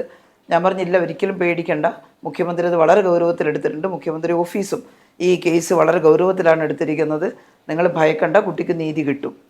മറുപുറത്ത് ആര് എന്നുള്ളതല്ല, ഞങ്ങൾ കാണുന്നത് പീഡിപ്പിക്കപ്പെട്ട കുട്ടിയാണ്. ഇനി അപ്പുറത്ത് വേറെ ഏതെങ്കിലും ഒരു പാർട്ടിയുടെ പ്രവർത്തകനാണെങ്കിലും ഇതേ സമീപനം സ്വീകരിക്കുകയുള്ളൂ. അതുകൊണ്ട് ഈ കുട്ടിക്ക് നീതി കിട്ടണം എന്നുള്ളതാണ് നമ്മൾ കണ്ടത്. ഞാൻ നേരത്തെ പറഞ്ഞ പട്ടാനൂർ കേസിൽ ചിലപ്പോൾ അതിനകത്ത് LDFന്റെ CPM മെമ്പർമാരൊന്നും ഉണ്ടായിട്ടില്ല, പക്ഷേ വിദൂര അനുഭാവികൾ ഉണ്ടായിരുന്നു. ആ കേസ് അട്ടിമറിക്കാൻ ഞങ്ങൾ ശ്രമിച്ചോ? ആ കേസിലെ മുഴുവൻ പ്രതികൾക്ക് ശിക്ഷ കിട്ടണം തന്നെയാണ് കരുതിയത്. അപ്പോൾ ഞങ്ങൾ ഏത് കേസായാലും പ്രതിയുടെ രാഷ്ട്രീയമോ മതമോ ഒന്നും നോക്കിയിട്ടല്ല ഇടപെടുന്നത് എന്നുള്ളതാണ്. കുടുംബത്തിന് ഇപ്പോഴും നല്ല സംതൃപ്തിയാണ്. എന്നോട് പറഞ്ഞു ഇനി ഈ കേസിൻ്റെ ഭാവി എങ്ങനെയായിരിക്കും. ഞാൻ പറഞ്ഞു കടുത്ത ശിക്ഷയാണ് കിട്ടിയിട്ടുള്ളത്, ഭാവിയിൽ എന്തെങ്കിലും ഉണ്ടെങ്കിൽ ഗവൺമെൻറ് നിങ്ങളുടെ കൂടെയുണ്ട്. കേട്ടില്ലേ, ഗവൺമെൻറ് നിങ്ങളുടെ കൂടെയുണ്ട്, ഇതുവരെ എങ്ങനെ ഉണ്ടായിരുന്നു അതുപോലെ ഗവൺമെൻറ് നിങ്ങളുടെ കൂടെയുണ്ട് എന്ന് പറഞ്ഞു. വളരെ പാവപ്പെട്ടൊരു കുടുംബമാണ് അവരുടെ കുടുംബം. കുട്ടി ഇപ്പം പഠിക്കുന്നുണ്ട്, പിന്നെ സ്കൂളിൽ ഞാൻ ഏറ്റവും നിർബന്ധിച്ചതാണ്, മോള് ഇതിൻ്റെ വിഷമത്തിൽ വീട്ടിലിരിക്കരുത്, സ്കൂളിൽ പോകണം, ആരെന്ത് പറഞ്ഞാലും അത് കേൾക്കണ്ട. ചിലർ പറയും, ചിലർ കളിയാക്കും, അതൊന്നും മോള് കേൾക്കണ്ട, മോള് പഠനത്തിൽ ശ്രദ്ധ അർപ്പിച്ച്. അപ്പോൾ കുട്ടീൻ്റെ ഉമ്മ പറയുന്നത് എൻ്റെ മോള് പഠിച്ചിട്ട് ടീച്ചർ എന്തെങ്കിലും ഒരു ജോലി കിട്ടിയാൽ മതിയായിരുന്നു എന്നാണ്. ഞാൻ പറഞ്ഞു നല്ലോണം പഠിക്കട്ടെ, അവൾക്ക് ജോലിയൊക്കെ കിട്ടും, നിങ്ങളുടെ കഷ്ടതകളൊക്കെ തീരും. ഇത് മാത്രമല്ലേ പ്രതീക്ഷയുള്ളൂ ആ സ്ത്രീക്ക്, ഒരു പാവപ്പെട്ട സ്ത്രീ. അതിനെ ഗർഭം ധരിച്ച സമയത്ത്, കുഞ്ഞിനെ ഗർഭം ധരിച്ച സമയത്താണ് ഉപ്പ മരിച്ചു പോകുന്നത്. പിന്നെ ഈ കാരണവർ നല്ല മനുഷ്യനായതുകൊണ്ട് അയാൾ ആ കുടുംബത്തെ സംരക്ഷിച്ചു എന്നുള്ളതാണ്. അപ്പോൾ ഞാൻ പറഞ്ഞു ജോലിയൊക്കെ കിട്ടും, നിങ്ങൾ നല്ലോണം പഠിപ്പ് കഴിയട്ടെ, പഠിപ്പ് കഴിഞ്ഞിട്ടല്ലേ നമ്മൾ ജോലിയൊക്കെ അന്വേഷിക്കുക, നന്നായിട്ട് പഠിക്കാൻ പറയും. അപ്പോൾ അതാ ആ കുടുംബത്തിൻ്റെ സ്വപ്നം, ഈ കുട്ടി പഠിച്ചൊരു ആളാവണം എന്നുള്ളത്. അത് ആണ് ആ കുടുംബത്തിൻ്റെ സ്ഥിതി, അതാണ്. അത് ഇവരുടെ ഈ വർഗീയതയിലൊന്നും ആ കുടുംബം ഇല്ല. അദ്ദേഹം ഇടതുപക്ഷക്കാരനൊന്നും അല്ല, കേട്ടില്ലേ, അദ്ദേഹത്തിൻ്റെ രാഷ്ട്രീയം എന്താണെന്നൊന്നും എനിക്കറിയില്ല. എന്തായാലും CPMന്റെ മെമ്പറോ അനുഭാവിയൊന്നും ആയിരുന്നില്ല അദ്ദേഹം, പക്ഷേ വളരെ സത്യസന്ധനായിട്ടുള്ള ഒരു നല്ല മനുഷ്യനാണ് അദ്ദേഹം.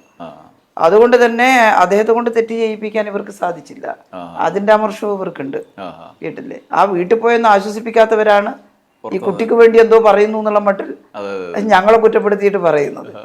അപ്പോൾ ഇത് വളരെ മോശമാണ്. ഒരു ഘട്ടത്തിൽ ഈ മീഡിയ വൺ ഇങ്ങനെ തുടരുകയാണെങ്കിൽ അവർക്കെതിരായിട്ട് നിയമ നടപടി സ്വീകരിക്കണം ഞാൻ ആഗ്രഹിച്ചതാണ്. ശരിക്കും മീഡിയ വണ്ണുള്ള വാർത്ത തന്നെ ഒരു ഈ വിധിന്യായത്തിലെ വരികൾക്ക് മഞ്ഞ വരയൊക്കെ ഇട്ടിട്ട് ഫേക്ക് ആയിട്ടാണ് റിപ്പോർട്ട് ചെയ്തത്. അതിൽ അങ്ങനെ സെന്റൻസ് പോലും ഇല്ല. ഞാനത് വേറൊരു വീഡിയോയിൽ ഞാൻ പറഞ്ഞിട്ട് അത്തരത്തിലുള്ള ആസൂത്രിതമായിട്ട് അവരുടെ നിരന്തരമായ വാർത്തകൾ, അവരുടെ പ്രതികരണങ്ങൾ, അത് 9 മണി ചർച്ചയൊക്കെ നടത്തിയല്ലോ, ഭയങ്കര ചർച്ചയൊക്കെ നടത്തി വ്യാഖ്യാനിക്കുന്നത്. പിന്നെ കുറേ ഫേക്ക് ID എവിടുന്നായി സൃഷ്ടിക്കുന്ന. അത് ഞാൻ പാർലമെന്റ് തെരഞ്ഞെടുപ്പിലാണ് എനിക്ക് എൻ്റെ രാഷ്ട്രീയ ജീവിതത്തിൽ ആദ്യമായിട്ട് അനുഭവം ഉണ്ടാകുന്നത്.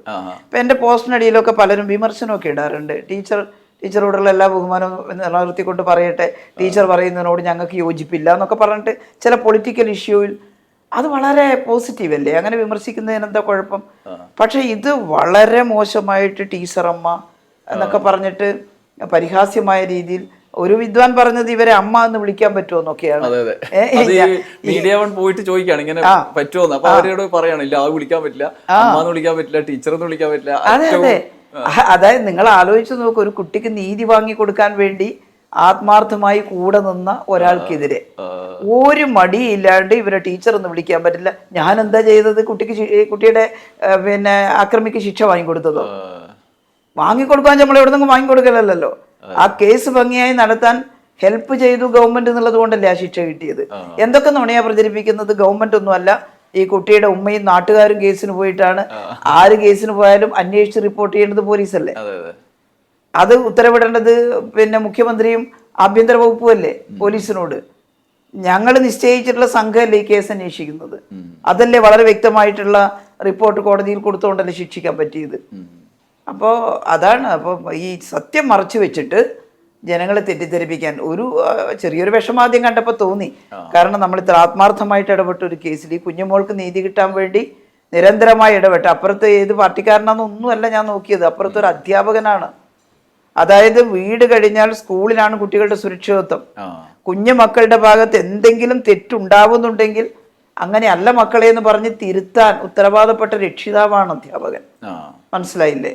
എന്തെങ്കിലും ഒരു മോശമായ വർത്താനമോ മോശമായ പെരുമാറ്റമോ ഒക്കെ കുട്ടികളിൽ ഉണ്ടാകുമ്പോൾ നമ്മൾ കുട്ടികളോട് എന്താ പറഞ്ഞു കൊടുക്കുക? മക്കളെ അങ്ങനെ പറയരുത്, കേട്ടില്ലേ, അത് മോശമാണ്, നല്ല ഭാഷ ഉപയോഗിക്കണം, നന്നായിട്ട് സംസാരിക്കണം എന്നെല്ലാം പറഞ്ഞ് കുഞ്ഞു മക്കളെ നല്ല പൗരന്മാരായി വളർത്തിയെടുക്കേണ്ടുന്ന അധ്യാപകരുടെ ഭാഗത്ത് നിന്ന് മോശമായ പെരുമാറ്റം ഉണ്ടായാലും എന്ത് ചെയ്യും? അതാണ് എന്നെ വലിയ സങ്കടത്തിലാക്കിയത്. ഞാനൊരു അധ്യാപികയും കൂടിയാണല്ലോ. അതുകൊണ്ട് ഒരിക്കലും പാടില്ലാത്തതാണെന്നുള്ള ഒരു ധാർമ്മികമായിട്ടുള്ള ഒരു രോഷം അത് സ്വാഭാവികമായിട്ടും നമുക്ക് ഉണ്ടാവുമല്ലോ. അയാൾ ഏത് പാർട്ടിയാണെന്നേ ഞാൻ ചിന്തിക്കുന്നില്ല, കേട്ടോ. പക്ഷേ കുഞ്ഞിന് രക്ഷ കൊടുക്കേണ്ട അധ്യാപകരുടെ ഭാഗത്തു നിന്നാണല്ലോ ഇതുണ്ടായത് എന്നത് നമ്മുടെ മനസ്സിനെ വേദനിപ്പിച്ചിട്ടുണ്ട്. അത്രേ ഉള്ളൂ അതിനകത്ത്. അപ്പോൾ ടീച്ചർ ഈ ഇങ്ങനെയുള്ള അനുഭവങ്ങളിലൂടെ വരുമ്പോൾ ഞാൻ ജസ്റ്റ് ഒന്ന് നമ്മൾ ഓർമ്മയിലേക്ക് നോക്കിയ ഘട്ടങ്ങളിൽ ഇതുപോലെ ഈ നേരത്തെ പറഞ്ഞില്ല ആക്ഷേപ പ്രയോഗങ്ങൾ ഇത്രയധികം എണ്ണം ലിസ്റ്റ് ചെയ്താൽ മറ്റൊരു വനിതാ നേതാവിനോ ഒരു സ്ത്രീക്കോ ഇത്രയും പട്ടികപ്പെടുത്താൻ പറ്റില്ല. ഒന്നും രണ്ടും ഒന്നുമല്ല, ഞാനിപ്പോൾ ഓരോന്നും എടുത്തു പറയുന്നില്ല. കോവിഡ് ഉള്ള കാലം മുതൽ പ്രധാനപ്പെട്ട രാഷ്ട്രീയ പാർട്ടിയുടെ സംസ്ഥാന പ്രസിഡന്റ് മുതൽ ഇതുപോലെയുള്ള പ്രയോഗങ്ങളൊക്കെ നടത്തി അവസാനമാണ് ഇപ്പോൾ മീഡിയ വണ്ണിന്റെ ടൈറ്റിലിൽ തന്നെ ഞാൻ അത് വിശകലനം ചെയ്തപ്പോൾ പറയുന്നുണ്ടായിരുന്നു, അതെ പാലത്തായി എന്ന് ചേർത്തിട്ടാണ് ടീച്ചറുടെ പേര് തന്നെ അവർ ആഖ്യാനം ചെയ്തത്. അങ്ങനെ ഓരോ പേര് ഉണ്ടാക്കി വെക്കുന്നുണ്ട്. അപ്പൊ ഇത് കാണുമ്പോൾ ടീച്ചർ അതിനോട് എങ്ങനെയാണ് ഇപ്പോൾ ടീച്ചർ അമ്മ എന്നുള്ള പേര് സ്നേഹത്തോടെ ചിലർ വിളിച്ചിരുന്നതിനെ പോലും ആക്ഷേപമാക്കാൻ വേണ്ടി വലിയ ശ്രമങ്ങൾ നടത്തി. ഞാൻ ആരോടും ടീച്ചർ അമ്മ എന്ന് പറഞ്ഞിട്ടില്ല, കേട്ടില്ലേ, എന്നെ അങ്ങനെ വിളിക്കണമെന്നും പറഞ്ഞിട്ടില്ല. ഞാൻ ശൈലജ ടീച്ചറാണ്, ടീച്ചർ എന്ന് വിളിക്കാറുണ്ട്. ഞാൻ ശൈലജ ടീച്ചർ ആയതുകൊണ്ടാണ്. തുന്നൽ ടീച്ചറാണ്, തയ്യൽ ടീച്ചർക്ക് എന്ത് ഇതില് എന്നെല്ലാം പറഞ്ഞിട്ട് വന്നല്ലോ. അപ്പൊ അങ്ങനെ ആക്ഷേപം ചൊരിഞ്ഞപ്പോഴും ഞാൻ വേറൊരാളെ കൊണ്ട് പറഞ്ഞപ്പോ, വേറൊരാളെ കൊണ്ട് തയ്യൽ ടീച്ചർ എന്ന് പറഞ്ഞ് ആക്ഷേപിച്ചപ്പോ ഞാൻ അസംബ്ലിയിൽ ചോദിച്ചു, തയ്യൽ ടീച്ചർ അല്ലേ എന്നാ. തയ്യൽ പഠിപ്പിക്കുന്നതും ഒരു അധ്യാപനാണ്, കേട്ടില്ലേ. ആ ടീച്ചറെ ആക്ഷേപിക്കാൻ ആർക്കാണ് അധികാരം എന്നാണ് ഞാൻ ചോദിച്ചത്. ഈ കോവിഡ് കാലത്ത് മാത്രമല്ല, കേരളത്തിന്റെ ആരോഗ്യമന്ത്രിയായിരിക്കാൻ അവസരം കിട്ടിയപ്പോൾ ബഹുമാനപ്പെട്ട മുഖ്യമന്ത്രിയുടെ നേതൃത്വത്തിൽ ആർദ്രം മിഷൻ നടക്കുകയായിരുന്നു. ആ ആർദ്രം മിഷൻ ഏറ്റവും ഭംഗിയായിട്ട് കേരളത്തിൽ നടപ്പിലാക്കാൻ നേതൃത്വം കൊടുക്കാൻ എനിക്ക് പറ്റി. നിപ്പയും കോവിഡും നേരിട്ടത് മാത്രമല്ല, കേരളത്തിൽ ആരോഗ്യ മേഖലയിൽ ഒരുപാട് പരിഷ്കാരങ്ങൾ, ടോട്ടൽ ട്രോമ കെയർ സിസ്റ്റം, ഇപ്പോൾ 315 ആംബുലൻസുകൾ കേരളത്തിൻ്റെ നിരത്തിലൂടെ ഓടുന്നുണ്ട്, ലൈഫ് സേവിങ് ആയിട്ടുള്ളത്. അപ്പോൾ അത് ഞങ്ങളുടെ ഒരു പ്രോജക്റ്റ് ആയിരുന്നു. ഇത്ര ആളുകൾക്ക് ആശ്വാസമാണത്. അതുപോലെ ക്യാൻസർ സ്ട്രാറ്റജിക് ആക്ഷൻ പ്ലാൻ, ശിശുമരണ നിരക്ക് കൊടുക്കാനുള്ള ടീം. പറഞ്ഞല്ലോ, കേരളത്തിൻ്റെ ശിശുമരണ നിരക്ക് ഞാൻ മന്ത്രിയായി വരുന്ന സമയത്ത് 1000 പ്രസവത്തിന് 12 ആണ്. 2020 ആകുമ്പോഴേക്കും അത് 5 കുറക്കാൻ ഞങ്ങൾക്ക് സാധിച്ചു. അത് കുറക്കാൻ വേണ്ടിയിട്ടാണ് ശിശുമരണത്തിന് കാരണമായ ഒരു പ്രശ്നം കഞ്ചനിറ്റൽ ഹാർട്ട് ഡിഫക്ട്സ് ആയിരുന്നു. ഹൃദയ സംബന്ധമായിട്ടുള്ള ബുദ്ധിമുട്ടോടെ ജനിക്കുക കുട്ടികൾ. വളരെ പെട്ടെന്നൊരു ശസ്ത്രക്രിയ നടത്തിയാൽ അത് പരിഹരിക്കാൻ സാധിക്കും. പക്ഷേ ശസ്ത്രക്രിയക്ക് 8 ലക്ഷം 9 ലക്ഷം രൂപ ചിലവാകും. അപ്പോൾ അത് താങ്ങാൻ കഴിയാതെ പലരും ശസ്ത്രക്രിയ ചെയ്യുന്നില്ല. അതിനാണ് ഹൃദ്യം പദ്ധതി ഉണ്ടാക്കിയത്. പണക്കാരെന്നോ പാവപ്പെട്ടവരെന്നോ നോക്കാതെ ഒരു ശിശുമരണ നിരക്ക് കുറക്കുക എന്നുള്ള ദൗത്യത്തിൻ്റെ ഭാഗമായതുകൊണ്ട് കൺജനറ്റൽ ഹാർട്ട് ഡിഫക്ട്സ് ഉള്ള കുട്ടികളെ ഞങ്ങളുടെ ആംബുലൻസ് പോയി എടുത്ത് ശസ്ത്രക്രിയ നടത്തേണ്ട ആസ്പത്രിയിൽ എത്തിച്ച് ശസ്ത്രക്രിയ ചെയ്ത് സുഖപ്പെടുത്തിയിട്ട് വീട്ടിലേക്ക് എത്തിക്കുന്ന സ്കീം അത്. 10,000-കണക്കിന് ഓപ്പറേഷനുകൾ ഇപ്പോൾ ചെയ്തു. അതിൽ ഞാനിത് തുടങ്ങുന്ന സമയത്ത് അന്ന് തുടങ്ങുന്ന സമയത്ത് സർക്കാർ മെഡിക്കൽ കോളേജുകളിൽ ഈ പീഡിയാട്രിക് കാർഡിയക് സർജറി ഇല്ല. അത് ഞാൻ ഇത് പ്രഖ്യാപിച്ചപ്പോഴാണ് എനിക്ക് മനസ്സിലായത് ഇതില്ല. ഡോക്ടർമാരോട് അന്വേഷിച്ച് നോക്കുമ്പോൾ നമ്മുടെ മെഡിക്കൽ കോളേജുകളിൽ ഇല്ല മാഡം എന്ന് പറഞ്ഞപ്പോൾ ഞാൻ വല്ലാതെ ഭയന്നു, എന്ത് ചെയ്യും ഇനി. പക്ഷേ വിട്ടുകൊടുത്തില്ല. ശിശുമരണ നിരക്ക് കുറക്കണം എന്നുള്ളൊരു വാശിയായിരുന്നു. അതുകൊണ്ട് ഉടനെ തന്നെ ഈ ഓപ്പറേഷനുള്ള അമൃത ഹോസ്പിറ്റൽ, ലിറ്റിൽ ഫ്ലവർ, അതുപോലെ തന്നെ പിന്നെ Lisie hospital, lakeshore, MIMS, Aster MIMS, ഇതിൻ്റെ എല്ലാം ആളുകളെ ഞാൻ നേരിട്ട് വിളിച്ചു. ഞങ്ങളിങ്ങനെ ഒരു പ്രോജക്റ്റ് തുടങ്ങുന്നുണ്ട്, നിങ്ങൾ ഈ ഓപ്പറേഷൻ ചെയ്തു തരുമോ? അപ്പോൾ അവർ വലിയ തുകയാണ് വാങ്ങുന്നത് സ്വകാര്യ ഹോസ്പിറ്റലിൽ. ഞാൻ പറഞ്ഞു ആ തുക തരാൻ പറ്റില്ല, ഒരു ചെറിയ തുക 1.5 ലക്ഷത്തിനും 2 ലക്ഷത്തിനും ഇടയിൽ ഞങ്ങൾ തരാം, അത് ഗവൺമെൻറ് തരും. ആ തുകക്ക് നിങ്ങൾ ഓപ്പറേഷൻ ചെയ്ത് തരണം. ശിശുമരണ നിരക്ക് കുറക്കുക നിങ്ങളുടെയും കൂടി ഒരു ദൗത്യമാണല്ലോ. നമ്മൾ പലതും പ്രൈവറ്റുമായിട്ട് യോജിപ്പിച്ചിട്ട് നമുക്ക് ചെയ്യാൻ പറ്റിയിരുന്നു. അപ്പോൾ അവർ സന്തോഷത്തോടെ സ്വീകരിച്ചു. ആയിക്കോട്ടെ മേഡം, ഞങ്ങൾ ആ ദൗത്യത്തിൽ പങ്കുചേരാം. അങ്ങനെ ഇപ്പം അമൃത ഹോസ്പിറ്റലിലെ കൃഷ്ണകുമാർ ഡോക്ടറൊക്കെ എനിക്ക് തോന്നുന്നു 5000-ലേറെ ഓപ്പറേഷനുകൾ ചെയ്തിട്ട് വരുന്നു എന്നാണ്. അതാണ് 2020 ആകുമ്പോഴേക്കും ശിശുമരണ നിരക്ക് 5 കുറഞ്ഞത്. അപ്പോൾ കോവിഡ് എല്ലാം വന്നിട്ടും അതിൽ കൂടാതെ ഈ 2025 നോക്കുമ്പോഴും 5. ഇതെല്ലാം വന്നപ്പോൾ സ്വാഭാവികമായിട്ടൊരു പേരുണ്ടായി സമൂഹത്തിൽ. അതൊരു ആസൂത്രിതമായ ഒരു തീരുമാനത്തിന്റെ അടിസ്ഥാനത്തിൽ നടപ്പാക്കിയ പദ്ധതിയാണ്. അതെല്ലാം അങ്ങനെയാണ്. മാതൃമരണ നിരക്കേണ്ടതും അങ്ങനെ തന്നെയാണ്. അത് കേന്ദ്ര ഗവൺമെന്റ് 2 അവാർഡ് തന്നു അന്ന് ഞാൻ പിരിഞ്ഞു വരുന്നതിന് മുമ്പേ. മാതൃമരണ നിരക്ക് ഏറ്റവും കുറഞ്ഞ സംസ്ഥാനം, അതായത് 2020 30 കുറക്കാനാണ് തീരുമാനിച്ചത് 67 നിന്ന്. പക്ഷേ 2020 തന്നെ 19 ആയിരുന്നു. ഇപ്പം അത് 18 മാറിയിട്ടുണ്ട്. അപ്പം അത്രയും വലിയൊരു നേട്ടം കൈവരിച്ചതിന് സെൻട്രൽ ഗവൺമെന്റ് അവാർഡ് തന്നു. സെൻട്രൽ ഗവൺമെന്റ് വെറുതെ വിളിച്ച് തരില്ലല്ലോ. ഇതെല്ലാം എൻ്റെ എന്തോ PR വർക്കിന്റെ ഭാഗമായിട്ടാണ് പ്രചരിപ്പിക്കുക. കാരണം ഈ പേരുണ്ടാകുമ്പോൾ ജനങ്ങൾക്ക് നമ്മളോട് സ്നേഹം തോന്നിയാൽ ഇവർക്ക് എന്തെങ്കിലും ബുദ്ധിമുട്ടുണ്ടാകുമെന്ന് ഭയന്നിട്ടാണ്. ആ പേരില്ലാണ്ടാക്കാൻ ശുദ്ധ നുണ പറയുകയാണ്. ഇതെല്ലാം PR വർക്കാണ്, ടീച്ചറൊന്നും ചെയ്തതല്ല. PP കിറ്റിന്റെ നിങ്ങൾ കണ്ടില്ലേ?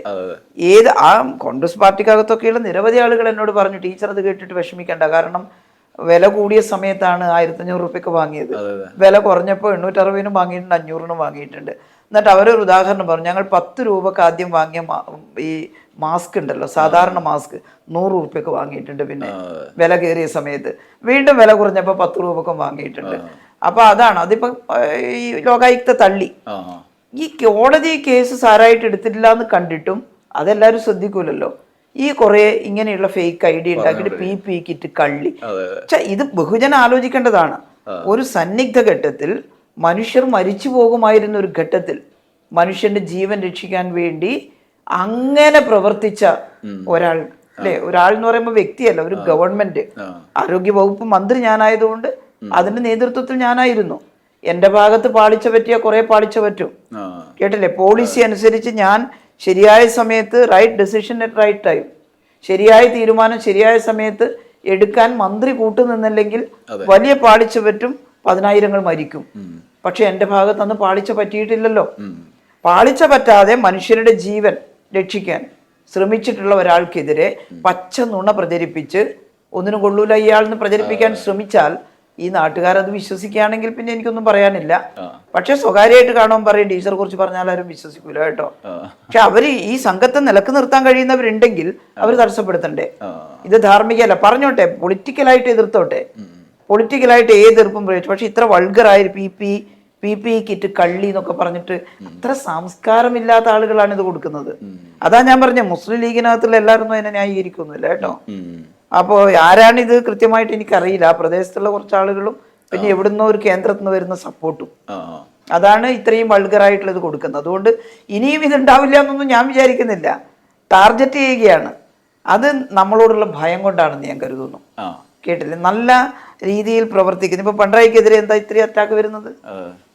നമ്മുടെ മുഖ്യമന്ത്രിക്കെതിരെ ഇത്രയും വ്യക്തിപരമായിട്ടുള്ള വ്യക്തിഹത്യ വരുന്നത് ഭയന്നിട്ടാണ് മുഖ്യമന്ത്രി ഇപ്പം കഴിഞ്ഞ ദിവസം ഏതോ ഒരു ഇയാൾ എന്നോട് പറഞ്ഞത്, ഒരു വീട്ടിൽ 3 സ്ത്രീകൾ മാത്രമുള്ളൊരു വീട് സന്ദർശിക്കാൻ ഇലക്ഷൻ്റെ ഒക്കെ ഭാഗമായിട്ട് മറ്റോ പോയ ഒരു റിട്ടയേർഡ് ഉദ്യോഗസ്ഥയാണ്. അവർ പോയ സമയത്ത് അവരോട് സ്ത്രീകൾ മാത്രമേ ഉള്ളൂ, ആരുമില്ല. അപ്പോൾ ചോദിച്ചു പോലും, നിങ്ങൾ 3 ആൾ മാത്രമല്ലേ ഉള്ളൂ, എങ്ങനെ ജീവിക്കുന്നത്? ദരിദ്ര കുടുംബമാണ്. അപ്പോൾ അതിൽ പ്രായമുള്ളൊരു സ്ത്രീ പറഞ്ഞത്രേ, ഞങ്ങൾക്ക് പിറക്കാതെ പോയ മകൻ ഞങ്ങളെ രക്ഷിക്കുന്നു. അപ്പോൾ കേട്ടപ്പോൾ പെട്ടെന്ന് എനിക്ക് തോന്നി, പക്ഷെ ഇവർക്കന്ന് മനസ്സിലായില്ല ആരാണതെന്ന് ചോദിച്ചു. ഞങ്ങൾക്ക് പിറക്കാതെ പോയ മകൻ ഞങ്ങളെ രക്ഷിക്കുന്നു. ആരാണതെന്ന് ചോദിച്ചപ്പോൾ പറഞ്ഞത് മറ്റാരുമില്ല, കേരളത്തിന്റെ മുഖ്യമന്ത്രി. കാരണം ഞങ്ങൾക്ക് എല്ലാവർക്കും 3 ആൾക്കും ഈ പെൻഷൻ ലഭിക്കുന്നുണ്ട്, സാമൂഹ്യക്ഷേമ പെൻഷൻ.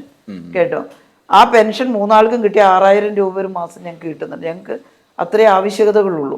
ഭക്ഷണം കഴിച്ച് വസ്ത്രവും ധരിച്ച് സുന്ദരമായിട്ട് ഞങ്ങൾ ജീവിക്കുന്നുണ്ട്. അപ്പൊ ആ ഒരു സ്നേഹം ജനങ്ങളുടെ മനസ്സിൽ വളർന്നു വരുമ്പോ വ്യക്തിഹത്യ ചെയ്ത് ഇല്ലാണ്ടാക്കാൻ പറ്റൂ, കള്ളനാണ്, കള്ളിയാണ് എന്നൊക്കെ ഇങ്ങനെ നിരന്തരമായി പറഞ്ഞാൽ ആളുകളുടെ മനസ്സിൽ അത് ഉറപ്പിക്കാൻ പറ്റുമോ എന്നുള്ള വ്യാമോഹമാണ്. അത് നടപ്പില്ല. ഈ കേരളത്തിലെ ജനങ്ങൾക്ക് നന്നായിട്ട് അറിയാം. ഞങ്ങളെല്ലാം എന്തെങ്കിലും തെറ്റ് ചെയ്യുന്നുണ്ട്, ജനം പറഞ്ഞോട്ടെ, ഞങ്ങളത് തിരുത്താൻ തയ്യാറാ. പക്ഷെ ഞങ്ങൾ ചെയ്തിട്ടുള്ള നല്ല കാര്യത്തെ അവർക്ക് ചവിട്ടിത്തേക്കാൻ പറ്റുമോ? അത് വെറും പുല്ലിൽ തേച്ച് കളയാൻ പറ്റുമോ? ഞങ്ങൾ എന്തെല്ലാം ചെയ്തിട്ടാണ് ഈ നേട്ടങ്ങളെല്ലാം ഉണ്ടായത്. അതുകൊണ്ട് പിന്നെ ഒരുപാട് പുരസ്കാരങ്ങൾ കിട്ടിയത് ശരിയല്ല. PR വർക്ക് കൊണ്ട്, എന്നാൽ പിന്നെ PR വർക്ക് കൊണ്ട് ഇവരെല്ലാം മേടിക്കട്ടെ. അവിടെ ലണ്ടൻ UK ഗാർഡിയൻ പത്രത്തിൽ ഒരു വലിയ ആർട്ടിക്കിൾ വരിക എന്ന് വെച്ചാൽ ഇവർ പൈസ കൊടുത്താൽ കൊടുക്കുമോ? അവര് അങ്ങനെ കൊടുക്കുന്ന പത്രമാണോ അത്? അന്നത്തെ ഇവിടുത്തെ കാര്യങ്ങൾ പഠിച്ച് അവർക്ക് ഇഷ്ടമാണെന്ന് തോന്നിയിട്ടല്ലേ കൊടുത്തത്. ആരൊക്കെ നമ്മളെ അന്ന് പ്രകീർത്തിച്ചിരുന്നു. ഓരോ രാജ്യത്തിന്റെ ഭരണാധികാരികൾ പോലും ഇന്ത്യയിലെ കേരളത്തിൽ നടക്കുന്ന ഒരു രീതി എന്നന്ന് പറഞ്ഞിരുന്നു. അതിലൊന്നും നമ്മളങ്ങ് അഹങ്കരിച്ച് നമ്മളാണ് ഇനി ലോകത്തിലേക്കും വലിയതെന്നൊന്നും, നമ്മളെക്കാളൊക്കെ ശക്തമായ ഇടങ്ങളാണ്. പക്ഷേ ചിലയിടത്ത് ഞങ്ങളിവിടെ കണ്ടെയ്ൻമെന്റ് മെത്തേഡ് സ്വീകരിച്ചപ്പോൾ ചിലയിടത്ത് മിറ്റിഗേഷൻ സ്വീകരിച്ചു. മിറ്റിഗേഷൻ മെത്തേഡ് സ്വീകരിച്ചെടുത്ത് രോഗം പടർന്നു പിടിച്ച് പ്രായമുള്ളവരൊക്കെ കൂട്ടത്തോടെ മരിച്ചുപോയി.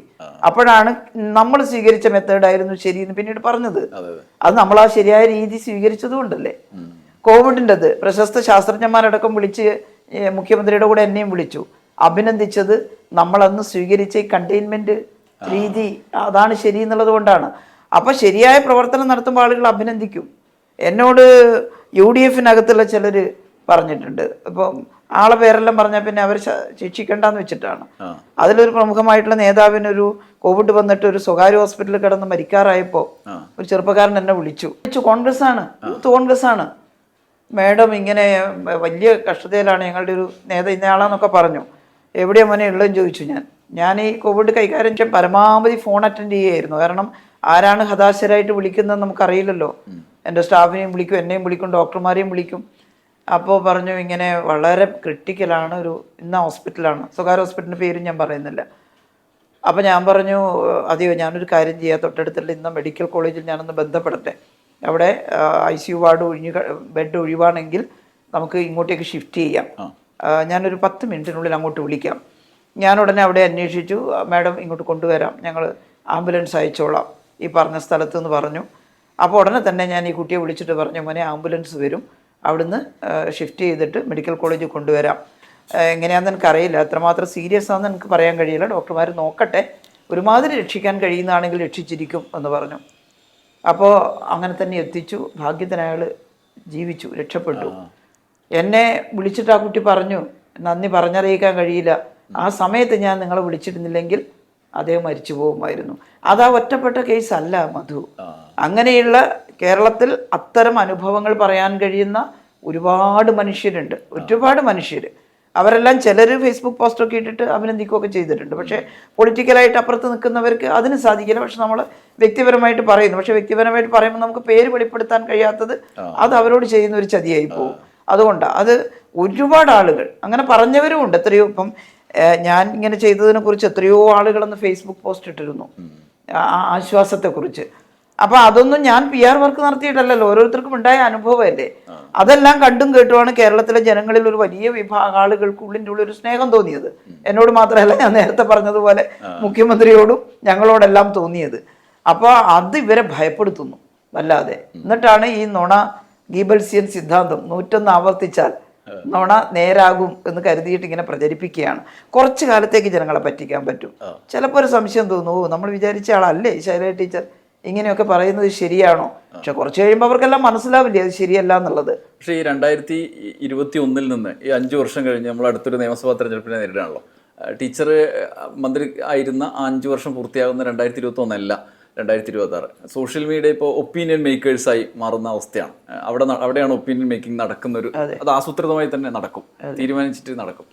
അപ്പോൾ ഇപ്പോൾ ടീച്ചറുടെ ഇത്രയും കാലത്തെ ഈ രാഷ്ട്രീയ അനുഭവം കൂടി വെച്ച് നോക്കുമ്പോൾ ഈ 2021 കഴിഞ്ഞ് 2026 തെരഞ്ഞെടുപ്പ് വരുമ്പോൾ എങ്ങനെ ടീച്ചർ കാണുന്നത് ഈ തെരഞ്ഞെടുപ്പ്, നിയമസഭാ തെരഞ്ഞെടുപ്പ് ഞാൻ ഉദ്ദേശിക്കുന്നത്, ഈ ഒരു കാലത്തെ ഈ മാതിരി പ്രചരണങ്ങളുടെയൊക്കെ തുടർച്ചയായിട്ട് ഇനി എന്താണ് സംഭവിക്കുക? പ്രചരണങ്ങൾ ഇനിയും വളരെ വൾഗറായിട്ടുള്ളത് വരും.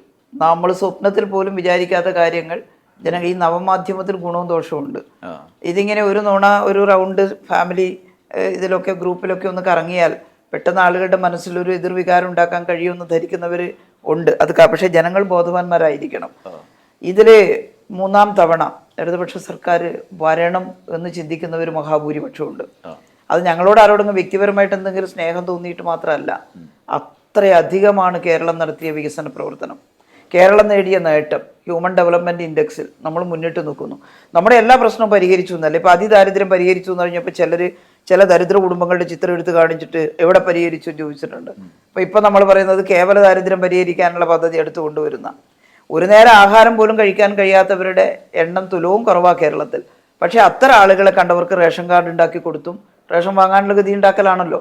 അതുപോലെ അവർക്ക് ആവശ്യമായിട്ടുള്ള ഭക്ഷണത്തിനുള്ള നടപടിക്രമങ്ങൾ സ്വീകരിച്ചും നമ്മൾ അവരെ അതിദാരിദ്ര്യത്തിൽ നിന്ന് മുക്തരാക്കി. വീടില്ലാത്തവർക്ക് വീട് കൊടുക്കാനൊക്കെ തീരുമാനിച്ചുകൊണ്ട്. എന്നാൽ കേവല ദാരിദ്ര്യമുണ്ട്. ഭക്ഷണം മാത്രമല്ലല്ലോ മനുഷ്യൻ്റെ ആവശ്യകത. കുറച്ചും കൂടി മെച്ചപ്പെട്ട മഹാഭൂരിപക്ഷ ആളുകൾ ഇടത്തരക്കാരായി മാറി കേരളത്തിൽ. ആ ഇടത്തരക്കാരെ ഇനി താഴേക്ക് പോകരുത്. ഇടത്തരക്കാർ താഴേക്ക് പോകാതിരിക്കണമെങ്കിൽ സൗജന്യ ചികിത്സ അല്ലെങ്കിൽ അഫോർഡബിൾ ട്രീറ്റ്മെൻറ്റ് കിട്ടണം. അവർക്ക് താങ്ങാവുന്ന ചിലവിലുള്ള ചികിത്സ കിട്ടണം, യാത്രാ സൗകര്യങ്ങൾ കിട്ടണം, വിദ്യാഭ്യാസം കിട്ടണം. കേരളം ഇന്ന് പരിശ്രമിച്ചത് അതിനാണ്.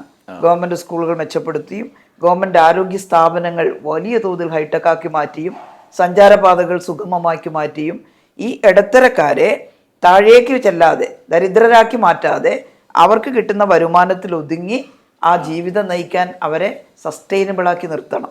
അതിനാണ് കേരളം പരിശ്രമിക്കുന്നത്.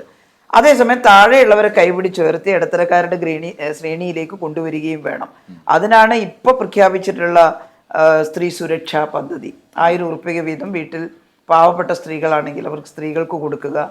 ഇത് ഏത് ഗവൺമെൻറ്റാണ് ഇങ്ങനെയെല്ലാം പ്രഖ്യാപിക്കുന്നത്? എപ്പോഴെങ്കിലും ഒരു 5000 ഉറുപ്പിക ഒരു അക്കൗണ്ടിൽ ഇട്ട് കൊടുത്തുകൊണ്ട് കാര്യമില്ല. അവർക്ക് ജീവിതത്തിൽ സുസ്ഥിരത ഉണ്ടാകാൻ കഴിയുന്ന രീതിയിൽ ഒരു പെൻഷനും ഇല്ലാത്തവർക്ക് 1000 ഉറുപ്പിക കൊടുക്കുകയാണ് ഇടതുപക്ഷം സ്ത്രീകൾക്ക്, അവരുടെ അധ്വാനത്തെ മുൻനിർത്തിയിട്ട്. അത് അവർക്കൊരു വലിയ മുതൽക്കൂട്ടാണ്. കുടുംബ ബഡ്ജറ്റ് ക്രമീകരിക്കാൻ സഹായകമാണ്.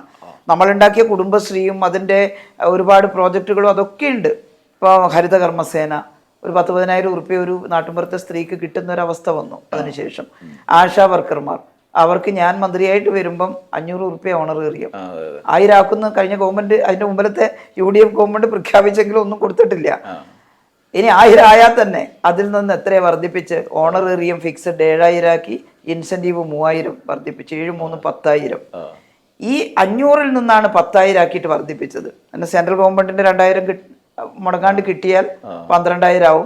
ഞങ്ങൾ തീരുമാനിച്ച സ്പെഷ്യൽ ഇൻസെൻറ്റീവും കൂടി കിട്ടിയാൽ 13-14,000 ഉറുപ്പിക കിട്ടുന്ന സ്ഥിതിയിലേക്ക് എത്തിച്ചു ആശാ വർക്കർമാരെ.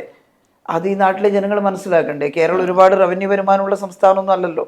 എന്നിട്ടും പാവപ്പെട്ടവർ ശ്രദ്ധിച്ചില്ലേ? പെൻഷൻ നേരത്തെ 65 രൂപയൊക്കെ തുടങ്ങിയ കർഷക തൊഴിലാളി പെൻഷൻ ഓരോ തവണ ഇടതുപക്ഷം വന്നപ്പോഴും വർദ്ധിപ്പിച്ച് കഴിഞ്ഞ പിണറായി സർക്കാരിൻ്റെ കാലത്ത് 1600 എത്തിച്ചു. മോശമല്ല അത് തീരെ വരുമാനമൊക്കെ കുറഞ്ഞ ഒരു സ്റ്റേറ്റ് 62 ലക്ഷം ആളുകൾക്ക് 1600 രൂപ വെച്ച് പ്രതിമാസം കൊടുക്കുന്നു. കേന്ദ്ര ഗവൺമെൻറ് നമ്മളെ ലേശം ഈ ടാക്സ് ഷെയറൊക്കെ തരാതെ പിടിച്ചു വെച്ചപ്പോഴാണ് കുടിശ്ശികയായി പോയത്. ആ കുടിശ്ശിക തീർത്ത് കൊടുത്തു ഇപ്പം. എന്നിട്ട് ഇപ്പോൾ ഈ ഗവൺമെൻറ് അത് 2000 ആക്കുമെന്ന് പ്രഖ്യാപിച്ചു. അതുകൊണ്ടാണ് നേരത്തെ പറഞ്ഞത് പറക്കാതെ പോയ മകനാണ് രക്ഷിക്കുന്നതെന്ന് ആ പാവപ്പെട്ട സ്ത്രീ പറഞ്ഞത്. അതിൻ്റെ അടിസ്ഥാനത്തിലാണ് 2000 രൂപ. ഈ 2000 രൂപ പെൻഷൻ വീട്ടിലേക്ക് വരുമ്പോൾ ആ സ്ത്രീക്ക് ഈ ഗവൺമെൻറ്റിനോട് വെറുപ്പുണ്ടാകേണ്ട കാര്യം എന്താ? അവരുടെ മനസ്സിൽ വെറുപ്പുണ്ടാക്കാൻ വേണ്ടി 3000 കൊടുത്തൂടെ ചോദിക്കുകയാണ്. 500 രൂപ പോലും വർദ്ധിപ്പിക്കാതെ ഉമ്മൻചാണ്ടി സാറുള്ള സമയത്താണ് 100 രൂപ വർദ്ധിപ്പിക്കുന്ന ഒരു തവണ പറയുമെങ്കിലും ചെയ്തത്. പക്ഷെ കൊടുത്തിട്ടില്ല. വർദ്ധിപ്പിക്കുന്നു പറഞ്ഞതേ ഉള്ളൂ. ബാക്കി എല്ലാം ഇടതുപക്ഷം വന്നപ്പോൾ വർദ്ധിപ്പിച്ച് കൊണ്ടുവന്നതാണ്. അങ്ങനെ കൊടുത്ത ആളുകളുടെ മുഖത്ത് നോക്കിയിട്ട് നിങ്ങൾക്ക് 3000 കൊടുത്തൂടെ ചോദിക്കുന്നതിൽ അധികം നാണക്കേടെന്താ ഉള്ളത്? എന്തൊരു അല്പത്തമാണ് അവർ കാണിക്കുന്നത്. ശരിയല്ലല്ലോ അത്. എന്നാൽ അവരുള്ള സമയത്ത് ഒന്നിച്ച് ഒരു തവണ 1000 രൂപ വർദ്ധിപ്പിച്ചിരുന്നു. നിങ്ങളിപ്പോൾ 400 വർദ്ധിപ്പിച്ചുള്ളൂ, ഞങ്ങൾ ഒറ്റ തവണ 1000 വർദ്ധിപ്പിച്ചിരുന്നല്ലോ എന്ന് പറയാൻ കഴിഞ്ഞാൽ അതിൽ ന്യായമുണ്ട്. അത് ചെയ്യാത്തവരാണ് ഇനി ഞങ്ങൾ വന്നാൽ ഇത്രയാക്കുമെന്ന് പറയുന്നത്. എന്താ ഉറപ്പ്? എത്ര തവണ അവർ വന്നു? ഞങ്ങൾ വരികയും കൊടുക്കുകയും ചെയ്തല്ലോ. അപ്പോൾ അത് ജനങ്ങൾ മനസ്സിലാക്കണം. ഇനി ഇത് മാത്രമല്ല കണക്ട് വർക്ക് സ്കോളർഷിപ്പ് എന്ന് പറഞ്ഞിട്ട് ചെറുപ്പക്കാർക്ക് കുട്ടികൾക്ക്. ഇനി കേരളത്തിന്റെ പ്രശ്നം എല്ലാവർക്കും ജീവിക്കാനൊരു തൊഴിൽ കൊടുക്കുക എന്നുള്ളതാണ്. ഇതൊരു സോഷ്യലിസ്റ്റ് ആശയ. പക്ഷെ കേരളത്തിൽ സോഷ്യലിസ്റ്റ് അപ്പാടെ നടപ്പിലാക്കാൻ സോഷ്യലിസ്റ്റ് രാജ്യമൊന്നും അല്ലല്ലോ. കേന്ദ്ര ഗവൺമെന്റിന്റെ മൂക്കിന് കീഴെ അവർ പറയുന്ന ചില കാര്യങ്ങൾ അപ്പടി കേൾക്കേണ്ടി വരുന്ന ഫെഡറൽ സംവിധാനത്തിനകത്താണല്ലോ നമ്മൾ നിൽക്കുന്നത്. കേട്ടില്ല, ആ ഫെഡറൽ ജനാധിപത്യപരമായ ഫെഡറലിസ്റ്റ് ആണെങ്കിൽ കുഴപ്പമില്ല. നമുക്ക് ടാക്സിന്റെ നമ്മൾ ഇവിടുന്ന് അങ്ങോട്ട് പിടിച്ചെടുക്കുന്ന നികുതിയുടെ 30% താഴെയല്ലേ തരുന്നുള്ളൂ. 50% തരണം എന്ന് ചോദിച്ചിട്ട് തരാത്തൊരവസ്ഥയിൽ നമ്മൾ ഇത്തരത്തിലുള്ള പരിഷ്കാരങ്ങൾ വളരെ റിസ്ക് ആയിട്ടാണ് നടപ്പിലാക്കുന്നത്. നടപ്പിലാക്കിയിട്ടുള്ള കുഴപ്പമൊന്നുമില്ല, ആളുകൾ പ്രയാസം അനുഭവിക്കും, അത്രയേ ഉള്ളൂ. പക്ഷെ റിസ്ക് എടുത്ത് നടപ്പിലാക്കുന്നത് പ്രയാസം കുറക്കാനാണ്. അതുകൊണ്ട് ഇനി കേരളത്തിൻ്റെ ലക്ഷ്യം കേരളത്തിൽ പഠിച്ചിറങ്ങുന്ന നല്ല ചെറുപ്പക്കാർ ബ്രെയിൻ ഡ്രെയിൻ ഇല്ലാതാവുക, ഈ ബുദ്ധി ഇവിടെ പ്രയോഗിക്കാൻ ഉന്നത വിദ്യാഭ്യാസ മേഖലയിൽ വമ്പിച്ച മാറ്റം കൊണ്ടുവരിക, അവിടെ പുതിയ കോഴ്സുകൾ തുടങ്ങുക, സ്കിൽ ഡെവലപ്മെന്റ്, അതുപോലെ സംരംഭകത്വത്തിന് പ്രേരിപ്പിക്കുക ചെറുപ്പക്കാരെ. എല്ലാവർക്കും PSCയിലൂടെ ജോലി കൊടുക്കാനൊന്നും പറ്റില്ല, അപ്പൊ കേന്ദ്രം പിടിക്കും, റവന്യൂ ചെലവ് കൂടി എന്ന് പറഞ്ഞിട്ട്. അത് വേറൊരു കുരിശാണ്. അവിടെ റവന്യൂ ചെലവ് കൂടി നിങ്ങൾക്ക് പദ്ധതി വിഹിതം പിന്നെയും കുറക്കുന്നു പറയുകയാണ്. അപ്പൊ ഇതൊരു ചക്രപ്പൂട്ടാ കേന്ദ്രത്തിന്റെ തീരുമാനങ്ങൾ. അത് ജനങ്ങൾ മനസ്സിലാക്കണം, ഈ നാട്ടിലെ ജനങ്ങൾക്ക് അറിയണം അതെന്താന്നുള്ളത്. അപ്പോൾ എന്നിട്ടും ഞങ്ങൾ അവരുടെ പിടി വീഴാത്ത തരത്തിൽ കേരളത്തിന് എന്ത് ചെയ്യാൻ കഴിയും, അതാണ് ഉന്നത വിദ്യാഭ്യാസ മേഖലയിൽ പരിഷ്കാരം വരുത്തുക. ഈ പുതിയ കേരളം, വികസിത വിജ്ഞാന കേരളം എന്ന് പറഞ്ഞുകൊണ്ട് ഇപ്പം നടത്തുന്ന പദ്ധതി, അതിനകത്ത് തൊഴിൽ കൊടുക്കാനുള്ള പദ്ധതി ആവിഷ്കരിച്ചു കഴിഞ്ഞു. തൊഴിലിന് അപേക്ഷ ക്ഷണിച്ചു തുടങ്ങി. അവർക്ക് സ്കിൽ ഡെവലപ്മെൻറ്റ് കൊടുത്ത് വ്യവസായ വകുപ്പ് വഴി സംരംഭകത്വത്തിനൊക്കെ പ്രേരിപ്പിച്ച് കമ്പനികളുമായി ബന്ധപ്പെട്ട് അവർ തൊഴിലിലേക്ക് റിക്രൂട്ട് ചെയ്യാനുള്ള നടപടി സ്വീകരിച്ച് എല്ലാവർക്കും ഒരു വീട്ടിൽ ഒരാൾക്ക് ഏതെങ്കിലും ഒരു മേഖലയിൽ തൊഴിൽ കിട്ടുക എന്നതാണ് നമ്മൾ ഉദ്ദേശിക്കുന്നത്. അതിനുവേണ്ടി പരിശീലിക്കുന്ന ഒരു ഘട്ടമുണ്ട്. ഇപ്പോൾ ഡിപ്ലോമ കഴിഞ്ഞ്, ഡിഗ്രി കഴിഞ്ഞ്, പിന്നെ PG കഴിഞ്ഞ് നിൽക്കുന്ന കുട്ടികൾ, ചെറുപ്പക്കാർ, യുവാവും യുവതിയും ഒക്കെ, അവർ ഏതെങ്കിലും ഒരു തൊഴിലിന് വേണ്ടി പ്രത്യേക ഒരു കോഴ്സിന് പ്രിപ്പയർ ചെയ്യുന്നു, അല്ലെങ്കിൽ PSC കോച്ചിങ് നടത്തണമെന്ന് അവർ ആഗ്രഹിക്കുന്നു. ആ ഒരു വർഷക്കാലം വളരെ താഴ്ന്ന വരുമാനമുള്ള കുടുംബത്തിന്, അല്ലാത്തവർക്ക് ഫീസ് കൊടുത്ത് പഠിക്കാം, അല്ലാത്ത കുടുംബത്തിന് 1000 ഉറുപ്പിക വീതം ചെറുപ്പക്കാർക്ക് കൊടുക്കുക. അവർക്ക് ഈ തൊഴിൽ പരിശീലനം നേടാനും ആ കോഴ്സുകൾ പൂർത്തിയാക്കാനും പ്രതിമാസം 1000 ഉറുപ്പിക ഒരു വർഷത്തേക്കാണ് ഇപ്പോൾ തീരുമാനിച്ചിട്ടുള്ളത്. അത് മനസ്സിലാക്കുന്ന ചെറുപ്പക്കാർ ഈ ഗവൺമെന്റിന്റെ കൂടെ അല്ലാതെ ആരുടെ കൂടെയാണ് നിൽക്കുക? ഇവിടെ നുണപ്രചരണം എല്ലാം യേശു. അതുകൊണ്ടാണ് ഞാൻ പറഞ്ഞത് മൂന്നാമതും LDF വരണം. സ്വതന്ത്രമായി ചിന്തിക്കുന്ന ഒരുപാട്, അത് ഉയർന്ന ഇടത്തരക്കാരായാലും അവർ പറഞ്ഞു തുടങ്ങിയിട്ടുണ്ട്. ഞാൻ 2-3 വീഡിയോ ഇത് കണ്ടു ചിലരുടെ. അതായത് വളരെ ഉയർന്ന പിന്നെ വരുമാനമുള്ള ആളുകൾ, വ്യവസായികളും വ്യാപാരികളും ഒക്കെ. അങ്ങനെ ഒരു പ്രത്യേക പൊളിറ്റിക്സ് ഇല്ല, എന്നാൽ ഇടതുപക്ഷോട്ടല്ല താനും. അവർ പറഞ്ഞിട്ടുണ്ട് മൂന്നാമതും പിണറായി സർക്കാർ വരണം. കാരണം കേരളത്തിൽ ഇപ്പോൾ ഈസ് ഓഫ് ഡൂയിങ് എന്ന് പറഞ്ഞാൽ ഈസ് ഓഫ് ഡൂയിങ് തന്നെയാണ്. കേരളത്തിൽ വ്യവസായ സംരംഭങ്ങളൊക്കെ തുടങ്ങാൻ പറ്റിയ കാലാവസ്ഥയാണ്. ഇപ്പം വ്യവസായ വകുപ്പിന് അവാർഡ് കിട്ടിയല്ലോ, ഏറ്റവും വ്യവസായ സൗഹൃദം ഇവിടെയാണെന്ന് പറഞ്ഞിട്ട്. അപ്പോൾ അങ്ങനെയുള്ള ആളുകൾ, അതായത് പാവപ്പെട്ട ജനങ്ങൾ, ചെറുപ്പക്കാർ, സ്ത്രീകൾ, അതുപോലെ തന്നെ തൊഴിലാളികൾ, സ്കീം വർക്കേഴ്സ്, അവരെല്ലാം പരിഗണിച്ചിട്ടുള്ള ഒരു ഗവൺമെന്റ് വീണ്ടും വരണമെന്നല്ലേ അവർ ചിന്തിക്കുകയുള്ളൂ. അതുകൊണ്ടാണ് പറയുന്നത് മൂന്നാമതും LDF ഗവൺമെന്റിനെ കൊണ്ടുവന്നാൽ നമുക്ക് എല്ലാവർക്കും നല്ലത്. ശുഭപ്രതീക്ഷ ഉണ്ട്. ശുഭപ്രതീക്ഷ തന്നെയാണ് ഉള്ളത്. ജനങ്ങൾ തിരഞ്ഞെടുക്കും. ടീച്ചർ ഇപ്പം കഴിഞ്ഞ സർക്കാരിൽ 5 വർഷം പ്രവർത്തിച്ചിട്ട് പ്രശംസ വലിയ തോതിൽ ലഭിച്ച ഒരു കാലമാണ്. പല പ്രതിസന്ധികളും പക്ഷേ ഇപ്പോഴത്തെ കാലത്തൊന്നും നേരിടാത്ത വിധത്തിൽ, അതിന് മുന്നേ നേരിടാത്ത വിധത്തിലുള്ള പ്രശ്നങ്ങളാണ് നേരിടേണ്ടി വന്നത്. ഇന്ന് ഇപ്പോൾ 5 വർഷം കഴിയുമ്പോൾ ടീച്ചർക്ക് അത് എന്തുമാത്രം പറയാൻ സാധിക്കും എന്ന് എനിക്കറിയില്ല. അങ്ങനെ നിരീക്ഷിച്ച് ഈ ഒരു വ്യക്തി എന്നുള്ള ആൾക്ക് ടീച്ചർ ഓരോ മന്ത്രിമാരെയും കാണുന്ന ആളായിരിക്കില്ല രാഷ്ട്രീയമായ പ്രത്യയശാസ്ത്രത്തിന്റെ അടിസ്ഥാനത്തിൽ. പക്ഷേ ഈ 5 വർഷത്തെ ആരോഗ്യ വകുപ്പിനെ ടീച്ചർ ആ നിലയിൽ വിലയിരുത്തിയിട്ടുണ്ടോ? അപ്പോൾ ചോദിക്കാനുള്ളൊരു കാരണം വെച്ചാൽ ഇപ്പോൾ പൊതുമധ്യത്തിലൊക്കെ വലിയ തോതിൽ വിമർശനങ്ങൾ ഏറ്റുവാങ്ങിയ ഒരു കാലം കൂടിയാണ് ഈ 5 വർഷം. അതുകൊണ്ടുകൂടിയാണ്. അതെ, തീർച്ചയായിട്ടും. കാരണം കഴിഞ്ഞ ഗവൺമെന്റ് തുടങ്ങി വെച്ച ഒട്ടേറെ കാര്യങ്ങളുണ്ടായിരുന്നു. ഒരു 5 വർഷം കൊണ്ടൊന്നും ചെയ്ത് പൂർത്തിയാക്കാൻ അധികമൊന്നും പറ്റില്ല. എങ്കിലും കുറെ കാര്യം പൂർത്തിയാക്കിയതാണ് ഈ മരണനിരക്ക് കുറച്ചതും ഇത്തരത്തിലുള്ള സ്ഥാപനങ്ങൾക്ക് തുടക്കം കുറിച്ചതും. ഇപ്പം തിരുവനന്തപുരത്ത് ഒരു ട്രോമ കെയർ യൂണിറ്റ് കണ്ടില്ലേ? അത് എയിംസിലെ ഡോക്ടർ തേജപ്രകാശിനെയും പിന്നെ സഞ്ജീവ് ബോയ് ആയിരുന്നു അവിടുത്തെ ഹെഡ്. അവരെ ഞാൻ തന്നെ പോയി ക്ഷണിച്ച് കൂട്ടിക്കൊണ്ടുവന്ന് ഇവിടെ നിർത്തിയിട്ടാണ് എയിംസിന്റെ അതേ മാതൃകയിൽ ഇവിടുത്തെ ഡോക്ടർമാരെ കൂടിച്ചേർന്നിട്ട് ഒരു ടീമായിട്ടാണ് അത് ഉണ്ടാക്കിയെടുക്കുന്നത്, ട്രയാജ് സിസ്റ്റം ഒക്കെ ഉള്ളത്. എന്നാൽ അതെല്ലാം പൂർത്തിയാക്കാൻ കഴിഞ്ഞിട്ടില്ല. ബാക്കി മെഡിക്കൽ കോളേജുകളിൽ അന്ന് പണി ആരംഭിച്ചിട്ടേ ഉള്ളൂ. കിഫ്ബിയുടെ തുക പല മെഡിക്കൽ കോളേജുക്കും മാസ്റ്റർ പ്ലാൻ തയ്യാറാക്കി തുക അനുവദിച്ചിട്ടേ ഉണ്ടായിരുന്നുള്ളൂ. പക്ഷെ രണ്ടാമത് വന്ന ഗവൺമെൻറ് അതൊന്നും ശ്രദ്ധിച്ചിട്ടില്ലെങ്കിൽ അത് പിന്തുടരാൻ സാധിക്കുമായിരുന്നല്ലോ. അവയിൽ കുറേ എണ്ണ ഇപ്പോൾ ഉദ്ഘാടനം നിർവഹിച്ചു, കുറേയും കൂടി പൂർത്തിയാവാൻ ബാക്കിയുണ്ട്. കഴിഞ്ഞ ദിവസം കൂത്തുപറമ്പിൽ ഒരു വലിയ നമ്മുടെ താലൂക്ക് ഹോസ്പിറ്റൽ 9 നില കെട്ടിടം, ചിലർ പറഞ്ഞു 9 നില കെട്ടിടം. ഞാൻ പറഞ്ഞു അവിടെ ഗ്രൗണ്ട് ഇല്ലാഞ്ഞിട്ടാണ്, താഴെ സ്ഥലം കുറവാ. ടൗണിൽ ഒരു 4-5 ഏക്കർ സ്ഥലം ഉണ്ടെങ്കിൽ ഈ വെർട്ടിക്കൽ ഇറക്ഷൻ വേണ്ട, നമുക്ക് നീളത്തിൽ തന്നെ 3-4 നില കെട്ടിടം എടുത്ത് നമുക്ക് ഉണ്ടാക്കാം. പക്ഷെ ഇത് കാണുമ്പോൾ വലിയ ടവറാണ്, കാരണം അവിടെ സ്ഥലമില്ല. പക്ഷെ ലിഫ്റ്റൊക്കെ വെച്ചിട്ടുണ്ട്. അപ്പോൾ എല്ലാ താലൂക്ക് ഹോസ്പിറ്റലിനും അതുപോലെ ഫണ്ട് ഉപയോഗിച്ചിട്ട് ചെയ്യാൻ ഈ ഗവൺമെന്റ് അല്ലേ അത് കണ്ടിന്യൂസ് ആയിട്ട് ചെയ്യുന്നത്. അപ്പോൾ ഇടതുപക്ഷ ഗവൺമെന്റിന്റെ പോളിസിയാണ്.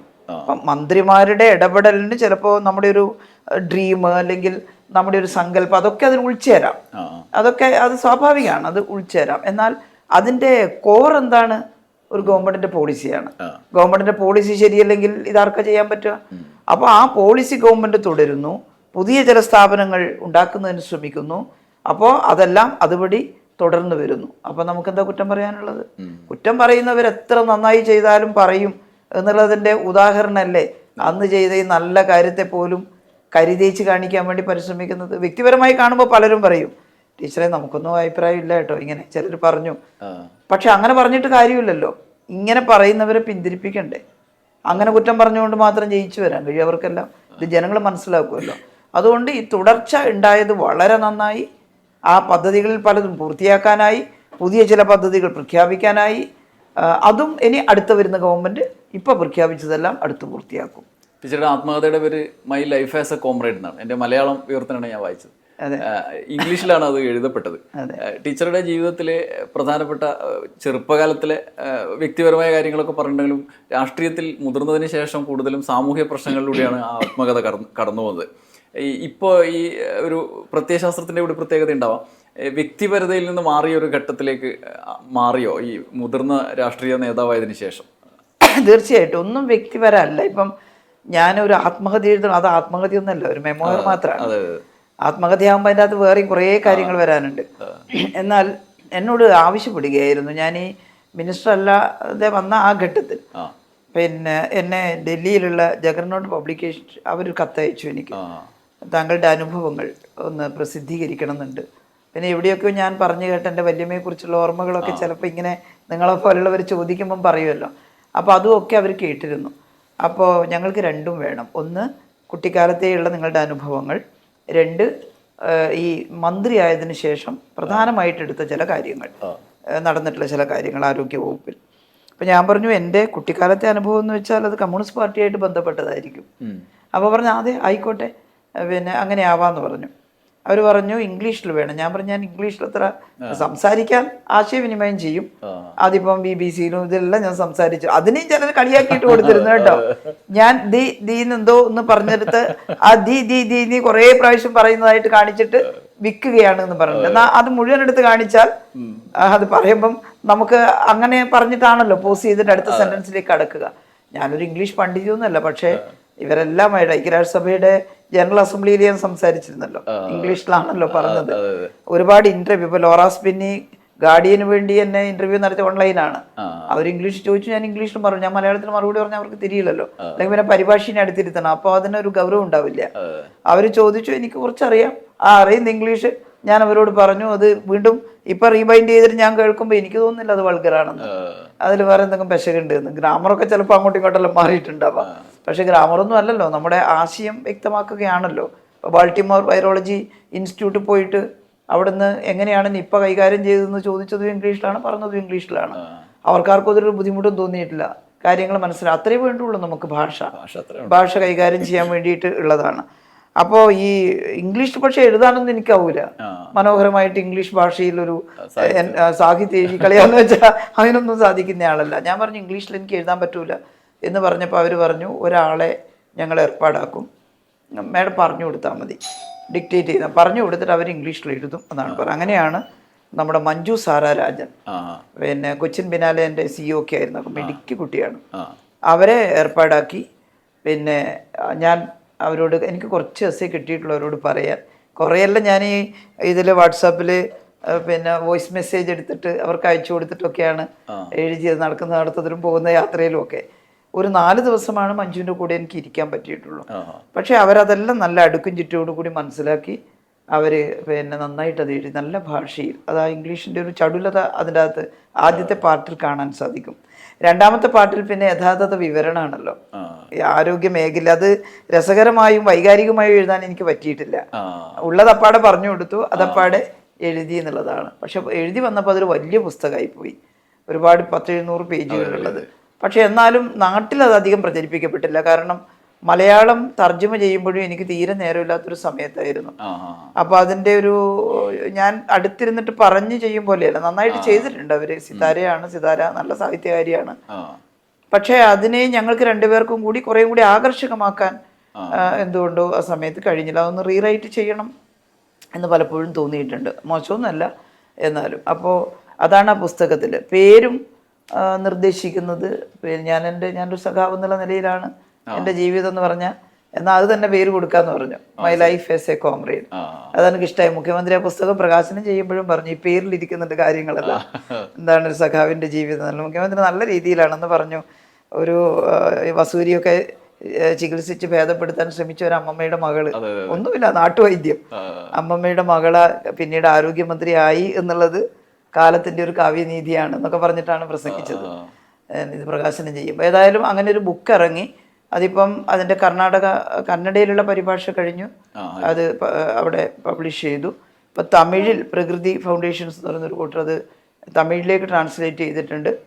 അതിൽ ഈ മാസം ഒരു ഡേറ്റ് കൊടുക്കാൻ വേണ്ടിയിട്ട് പറയുന്നുണ്ട്, തെരഞ്ഞെടുപ്പ് കഴിഞ്ഞിട്ടാവാം, ഡിസംബറിൽ തരാം എന്ന് പറഞ്ഞ് നിൽക്കുകയാണ്. പുസ്തകത്തിൻ്റെ ചർച്ച നാട്ടിലധികം നടന്നില്ലെങ്കിലും വ്യാപകം മുംബൈയിലും അതുപോലെ ബാംഗ്ലൂരും ഒക്കെ ചില ക്ലബ്ബുകളൊക്കെ നല്ല ഡിസ്കഷൻ വെച്ചു. എനിക്ക് ജീവിതത്തിൽ ചാരിതാർത്ഥ്യം ഉണ്ടായിട്ടുള്ള ഒരു കാര്യമാണ്. എന്തിനാ പറയുന്നത്, നമ്മുടെ മനോരമക്കാരുടെ ആ ഫാമിലി ഒരു ഡിസ്കഷൻ വെച്ചിരുന്നു. അപ്പൊ ഞാൻ പറഞ്ഞു, ഞാൻ അവിടെ വന്നിട്ട് ഈ ബുക്കിനെ കുറിച്ച് പറയുമ്പോൾ കമ്മ്യൂണിസത്തെ കുറിച്ചല്ലേ പറയുക. അവര് പറഞ്ഞല്ല, അതെ ബുക്കിന്റെ പേര് തന്നെ അങ്ങനെയാണല്ലോ, പക്ഷെ അതിനകത്ത് ഒരുപാട് പ്രശ്നങ്ങളുണ്ട് ആളുകൾ മനസ്സിലാക്കേണ്ടത്. അതുകൊണ്ട് ഒരു ലിമിറ്റഡ് ആയിട്ടുള്ള സദസ്സായിരുന്നു. എനിക്ക് ഭയങ്കര ഒരു സന്തോഷം തോന്നിയ ഒരു കാര്യമാണ്. ഞങ്ങളുടെ പാർട്ടിയുടെ കുറച്ച് ഒരു 4-5 പേരും, വാസവ മിനിസ്റ്റർ ഉണ്ടായിരുന്നു, അന്ന് റസ്സലൊക്കെ ഉണ്ടായിരുന്നു കോട്ടയത്ത്, ഈ ഫാമിലിയിലുള്ള കുറേ ആളുകൾ ഒക്കെ ഉണ്ടായിരുന്നു. പിന്നെ അവരെല്ലാം കൂടി ചേർന്നിട്ട് ഒരു നല്ല ഡിസ്കഷൻ സംഘടിപ്പിച്ചു. ഞാനും മഞ്ജു അതുപോലെ മോഡറേറ്ററായിട്ടൊരു പെൺകുട്ടി ഇരുന്നിട്ട് ആ കാലഘട്ടത്തിൻ്റെ കഥയൊക്കെ നന്നായിട്ട് ചെറുപ്പക്കാരൊക്കെ ഡിസ്കസ് ചെയ്തു. അപ്പോൾ നമ്മളൊരു കാലഘട്ടത്തിൽ അനുഭവിച്ചിട്ടുള്ളത് നമ്മൾ ഈ പുതിയ തലമുറയ്ക്കൊന്ന് പകർന്നു കൊടുക്കുന്നു. അത് സമ്പൂർണ്ണമൊന്നുമല്ല, അതിനകത്ത് വിട്ടുപോയിട്ടുള്ള ഒട്ടേറെ കാര്യങ്ങളുണ്ട്, ഇനിയും കൂട്ടിച്ചേർക്കേണ്ട ഒട്ടേറെ കാര്യങ്ങളുണ്ട്. പക്ഷേ ഒരു ആത്മകഥ എന്നൊന്നും പറയാൻ ഞാൻ അതിന് മാത്രമൊന്നും ആരുമല്ല. പക്ഷെ എൻ്റെ മെമ്മോയർ സ്വാഭാവികമായിട്ടും ഞാൻ കുഞ്ഞുനാളിലെ ഒരു പാർട്ടിയുമായിട്ട് ബന്ധപ്പെട്ട് ഒരു സമൂഹവുമായി ബന്ധപ്പെട്ട് ജീവിക്കുമ്പോഴുണ്ടായിട്ടുള്ള വളരെ ഹൃദയസ്പർശിയായ ഒട്ടേറെ അനുഭവങ്ങൾ അതിനകത്ത് ഉൾക്കൊള്ളിക്കാൻ കഴിഞ്ഞിട്ടുണ്ട്. അവസാനമായി ടീച്ചറോട് എല്ലാവരും ചോദിക്കുന്ന ഒരു ക്ലീഷ ചോദ്യം, അത് ഞാൻ ചോദിക്കുന്നില്ല, വനിതാ മുഖ്യമന്ത്രി ഉണ്ടാവും. വേറൊരു കാര്യം പ്രധാനമായിട്ട് ചോദിക്കാനുള്ളത്, കേരളത്തിൽ അടക്കം ഒരു സ്ത്രീക്ക് ഏത് മേഖല ആയിക്കോട്ടെ മുന്നോട്ട് വരണമെങ്കിൽ ഒരുപക്ഷെ പുരുഷനേക്കാൾ ഇരട്ടി അധ്വാനിക്കേണ്ടി വരുമെന്ന് പറയാറുണ്ട്. അത് ഒരു അരികുവൽക്കരിക്കപ്പെട്ട വിഭാഗങ്ങൾക്കൊക്കെയുള്ള ഒരു പ്രതിസന്ധിയാണ്. അവർ ഇരട്ടി അധ്വാനിച്ച് എത്തിയാലും മുഴുവൻ മുന്നോട്ട് പോകുമ്പോൾ അതൊക്കെ സ്ത്രീ ആയതുകൊണ്ട് എന്ന് പറയുന്ന ഒരു പരിപാടി കൂടെ ഉണ്ട്. പൊതുവെ CPM എന്നുള്ളതല്ല, ഏത് രാഷ്ട്രീയ പാർട്ടിയിലും വരുന്ന സ്ത്രീകൾക്ക് ഇത്തരത്തിലുള്ള അനുഭവങ്ങൾ പല രീതിയിലുണ്ട്. ടീച്ചർക്ക് ഇത് നിരീക്ഷിച്ച ഘട്ടത്തിൽ ഈ സ്വന്തം അനുഭവം കൂടി വെച്ച് ഒന്ന് പറയുകയാണെങ്കിൽ, കേരളത്തിലെ സ്ത്രീകളുടെ ഇപ്പോഴത്തെ രാഷ്ട്രീയത്തിലെ വരവിൻ്റെ ഒരു സാഹചര്യം എവിടെ എത്തി നിൽക്കുകയാണ്? സ്ത്രീകൾക്ക് ഒരുപാട് സാധ്യതകൾ കൈവന്നിട്ടുള്ള ഒരു സമൂഹമാണ് കേരളീയ സമൂഹം.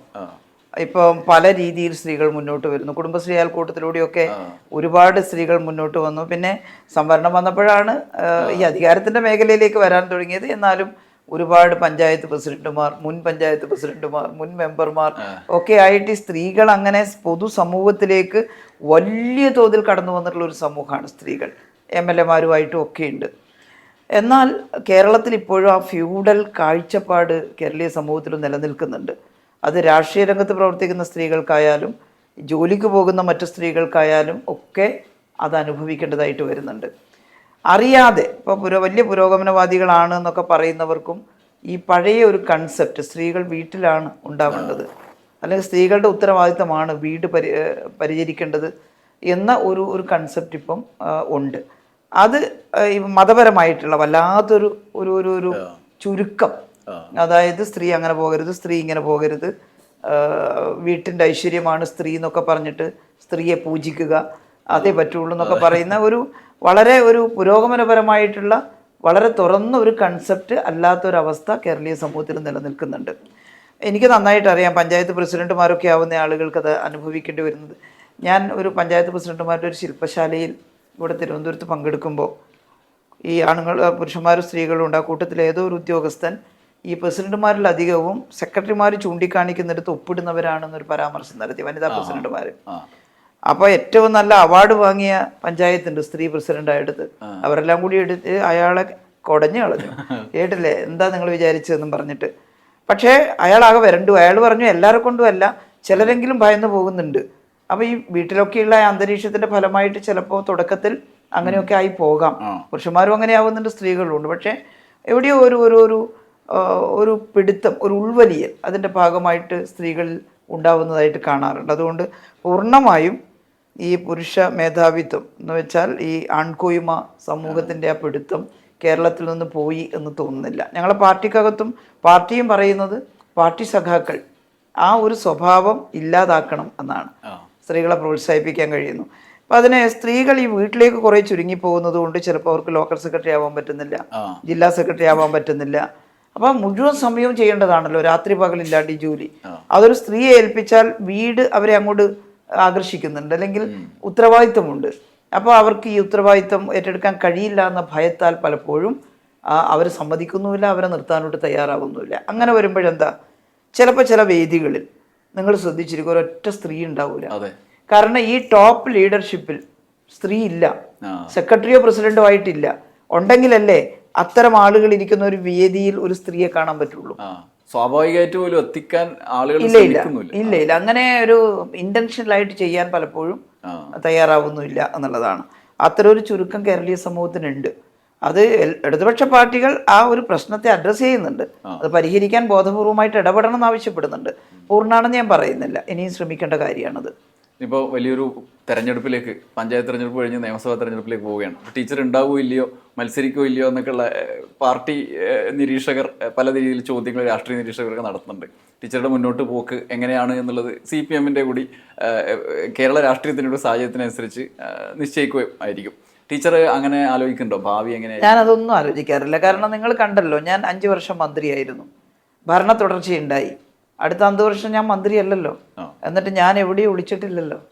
കേട്ടില്ലേ, എൻ്റെ പാർട്ടി എന്നോട് പാർട്ടി രംഗത്ത് പ്രവർത്തിക്കാൻ പറഞ്ഞു. ഞാൻ വളരെ സന്തോഷത്തോടു കൂടി ഈ 5 വർഷവും ഒരു ദിവസം പോലും ഒഴിയാതെ സാമൂഹ്യ രംഗത്തുണ്ടല്ലോ, ഉത്തരവാദിത്തങ്ങൾ നിർവഹിച്ചുകൊണ്ട് ഒരു MLA എന്നുള്ള നിലയിൽ എൻ്റെ മണ്ഡലത്തിലെ ഉത്തരവാദിത്തങ്ങൾ, അവിടെ പുതിയ ഒരുപാട് പ്രോജക്റ്റുകൾ തുടക്കം കുറിക്കാൻ എനിക്ക് സാധിച്ചിട്ടുണ്ട്. എല്ലാം പൂർത്തിയായിട്ടില്ല, 5 വർഷം കൊണ്ട് പൂർത്തിയാവില്ല വലിയ പ്രോജക്റ്റൊന്നും. അത്തരം കാര്യങ്ങൾ സന്തോഷത്തോടെ ഇപ്പം ഞാൻ മനസ്സിലാക്കുന്ന എവിടെയായാലും നമുക്ക് ചെയ്യാനൊരു ഉത്തരവാദിത്വമുണ്ട്, അത് സന്തോഷത്തോടെ നമുക്ക് ചെയ്യാം. പിന്നെ ഞങ്ങളുടെ പാർട്ടിക്കകത്ത് പാർട്ടി തീരുമാനിക്കുന്നതാണെല്ലാം. പാർട്ടി ആരൊക്കെയാണ് നിൽക്കേണ്ടത് തീരുമാനിക്കുന്നു, ആരൊക്കെയാണ് പിൻവാങ്ങേണ്ടത് തീരുമാനിക്കുന്നു. അതിനെ എതിർത്ത് പറയലല്ലോ നമ്മുടെ രീതി. അതുകൊണ്ട് ഞാൻ ഒരിക്കലും നാളെ എൻ്റെ സ്ഥാനം എന്തായിരിക്കുന്നു സ്വപ്നം കണ്ടിട്ടേ ഇല്ല. ഞാൻ അറിയാതെയാണ് MLA ആയത്. MLA ആയി നന്നായിട്ട് ചെയ്തു. ആ 5 വർഷം കഴിഞ്ഞ് അടുത്ത 5 വർഷം പാർട്ടി എന്നോട് മത്സരിക്കേണ്ടതില്ല എന്ന് പറഞ്ഞു. അപ്പോൾ എന്താ, ഞാൻ 2ാമത്തെ ടേം അല്ലേ, അങ്ങനെയൊക്കെ പറയാം. നമ്മൾ 2 ടേമൊക്കെ പറഞ്ഞുകൊണ്ട് ഞാനല്ലേ ആവേണ്ടത് നല്ലല്ലോ ഞാൻ പറഞ്ഞത്. ശരി, ഞാൻ തിരിച്ച് സ്കൂളിൽ ചെന്ന് ചേർന്നു. 2.5 വർഷം കഴിഞ്ഞപ്പോൾ പാർട്ടി പറഞ്ഞു സ്കൂളിൽ പോകണ്ട, മുഴുവൻ സമയ പ്രവർത്തകയാകണം. ശരി, അതിനുള്ള സാധ്യതയുണ്ടെങ്കിൽ ആവാം. അങ്ങനെ ഞാൻ മുഴുവൻ സമയ പ്രവർത്തകയായി, മഹിളാ അസോസിയേഷൻ്റെ ജില്ലാ സെക്രട്ടറിയായി, സംസ്ഥാന സെക്രട്ടറിയായി, അഖിലേന്ത്യാ ജോയിന്റ് സെക്രട്ടറിയായി. ഇതെല്ലാം അനുസരിച്ച് പ്രവർത്തിച്ചു. എനിക്കതിലൊരു അസ്കതിയും തോന്നിയിട്ടില്ല. വീണ്ടും അത് കഴിഞ്ഞ് അടുത്ത 5ാമത്തെ വർഷമാകുമ്പം പറഞ്ഞു ടീച്ചർ മത്സരിക്കണം എന്ന് പറഞ്ഞു. ശരി, മത്സരിക്കാം. ഞാൻ മത്സരിച്ചു. ആ പേരാവൂർ മണ്ഡലത്തിൽ, സാധാരണ ഇടതുപക്ഷം ജയിക്കാത്തൊരു മണ്ഡലത്തിൽ മത്സരിച്ച് ജയിച്ചപ്പോൾ അങ്ങനെ എന്താണോ പറയുന്നത് അതിനനുസരിച്ച് പറയുന്നത്. അപ്പടി റാൻ മോളലല്ല, എനിക്കൊരു സേ ഉണ്ട്. പറഞ്ഞാൽ തീരെ വയ്യാന്ന് പറഞ്ഞാൽ പാർട്ടി ഇപ്പോൾ നിർബന്ധിച്ച് അടിച്ചേൽപ്പിക്കില്ലല്ലോ. പക്ഷെ എനിക്കറിയാം ഒരു MLA ആയാൽ ചെയ്യാൻ ധാരാളമുണ്ട്, മന്ത്രി ആയപ്പോൾ ചെയ്യാൻ ധാരാളം ഉണ്ടെന്ന് ഞാൻ പഠിച്ചു ഇല്ലേ, അത് ചെയ്തു. അപ്പോൾ എവിടെയായാലും ചെയ്യാനുണ്ട്. ചെയ്യാൻ പറഞ്ഞാൽ ചെയ്യും, ചെയ്യാൻ പറഞ്ഞില്ലെങ്കിൽ മറ്റു മേഖലയിൽ എന്താണോ ചെയ്യേണ്ടത് ഈ ജീവിതം ഒരു ചെറിയ ജീവിതമാണല്ലോ, അതെ. അതിൻ്റെ ഇടയിൽ എന്തെല്ലാം ചെയ്യാൻ ബാക്കി കിടക്കുന്നു. അപ്പോൾ കിട്ടുന്ന അവസരം അത് നമ്മൾ സാർത്ഥകമായിട്ട് ഉപയോഗപ്പെടുത്തുക. ഞാനൊക്കെ ഒരു ചെറിയ ആളാണ്. ലോകത്തിൽ എത്ര പ്രശസ്തരായിട്ടുള്ള വ്യക്തികൾ നമ്മളെക്കാളൊക്കെ ഒരുപാട് ചെയ്തിട്ട് മരിച്ചു പോയവരുണ്ട്, ഒന്നും ചെയ്യാതെ മരിച്ചു പോയവരുണ്ട്. അപ്പൊ ഇതിൻ്റെ എല്ലാം ഇടയിലാണ് നമ്മുടെ സ്ഥാനം. ഒന്നും ചെയ്യാതെ ജീവിച്ച് മരിക്കരുത്. എന്തെങ്കിലും അടുത്ത സമൂഹത്തിന് ഗുണമുണ്ടാവുന്ന കാര്യങ്ങൾ ചെയ്യാൻ നമ്മുടെ മനസ്സിലും പ്ലാനിങ് ഉണ്ടാവണം. പിന്നെ നമ്മുടെ പോളിസിയും ഇതെല്ലാം അനുസരിച്ച് സ്വന്തമായിട്ടും വേണം ചില ഐഡിയ. ഇതും വരവടി ഒരു ഗവൺമെന്റ് നിഷ്കർഷിക്കുന്ന ഡിപ്പാർട്ട്മെന്റിലെ കാര്യങ്ങൾ മാത്രം ചെയ്യുന്ന ഒരു മന്ത്രി, പാർട്ടി ഇന്ന യോഗത്ത് പങ്കെടുക്കാൻ പറഞ്ഞാൽ അതിന് മാത്രം പോയി പങ്കെടുക്കുന്ന ഒരു പാർട്ടി പ്രവർത്തക, ഞാൻ അതല്ല ആഗ്രഹിക്കുന്നത്. അതിൻ്റെ കൂടെ നമുക്കെന്ത് ഏഡ് ചെയ്യാൻ പറ്റും? നമ്മുടേതായിട്ടുള്ള സ്വപ്നത്തിൽ നിന്ന് എങ്ങനെ ആ സ്വപ്നത്തെ ഒരു പദ്ധതിയാക്കി മാറ്റാൻ പറ്റും? അതിന് എങ്ങനെ നമുക്ക് ഊണും ഉറക്കവും ഉപേക്ഷിച്ച് പ്രവർത്തിക്കാൻ പറ്റും? അതിൻ്റെ റിസൾട്ട് വരുമ്പോൾ കിട്ടുന്ന ഒരു സാറ്റിസ്ഫാക്ഷൻ ഉണ്ട്. അത് വേണ്ടുവോളം ഞാൻ അനുഭവിച്ചിട്ടുണ്ട് ഈ ചെറിയ ജീവിതത്തിൽ. അത്രയേ ഉള്ളൂ. ഞാൻ പറഞ്ഞല്ലോ, എൻ്റെ ഒരു സർക്കിളിൽ, എൻ്റെ ഒരു വ്യക്തിത്വത്തിനനുസരിച്ച്, ഞാനിപ്പോൾ ഒരുപാട് അറിവുള്ള ആളൊന്നും അല്ലല്ലോ, പക്ഷേ ആ ഒരു ഇത് വെച്ചുകൊണ്ട് തന്നെ എനിക്ക് ഒരുപാട് കാര്യങ്ങൾ ചെയ്യാനും അതിൻ്റെ റിസൾട്ട് കൊയ്യാനും സാധിച്ചു ഈ ജീവിതത്തിൽ എന്നുള്ളത് എന്നെ ഒരുപാട് സംതൃപ്തിയിലേക്ക് നയിച്ചിട്ടുള്ള കാര്യമാണ്. അതുകൊണ്ട് നാളെ എന്താവും ഞാൻ ചിന്തിക്കുന്നേ ഇല്ല. എന്തായാലും ആരോഗ്യം അനുവദിക്കുന്നിടത്തോളം സാമൂഹ്യ രാഷ്ട്രീയ രംഗത്ത് പ്രവർത്തിക്കും. അത്രയേ ഉള്ളൂ. ഇനിയും പുതിയ ആശയങ്ങളും പുതിയ പ്രതിസന്ധികളും നേരിടാനുള്ള കരുത്തുണ്ടാവട്ടെ എന്ന് ആശംസിക്കുന്നു. നന്ദി. സന്തോഷം. അടുത്ത വീഡിയോയിൽ മറ്റൊരു അതിഥിയുമായി വീണ്ടും വരാം. നന്ദി, നമസ്കാരം.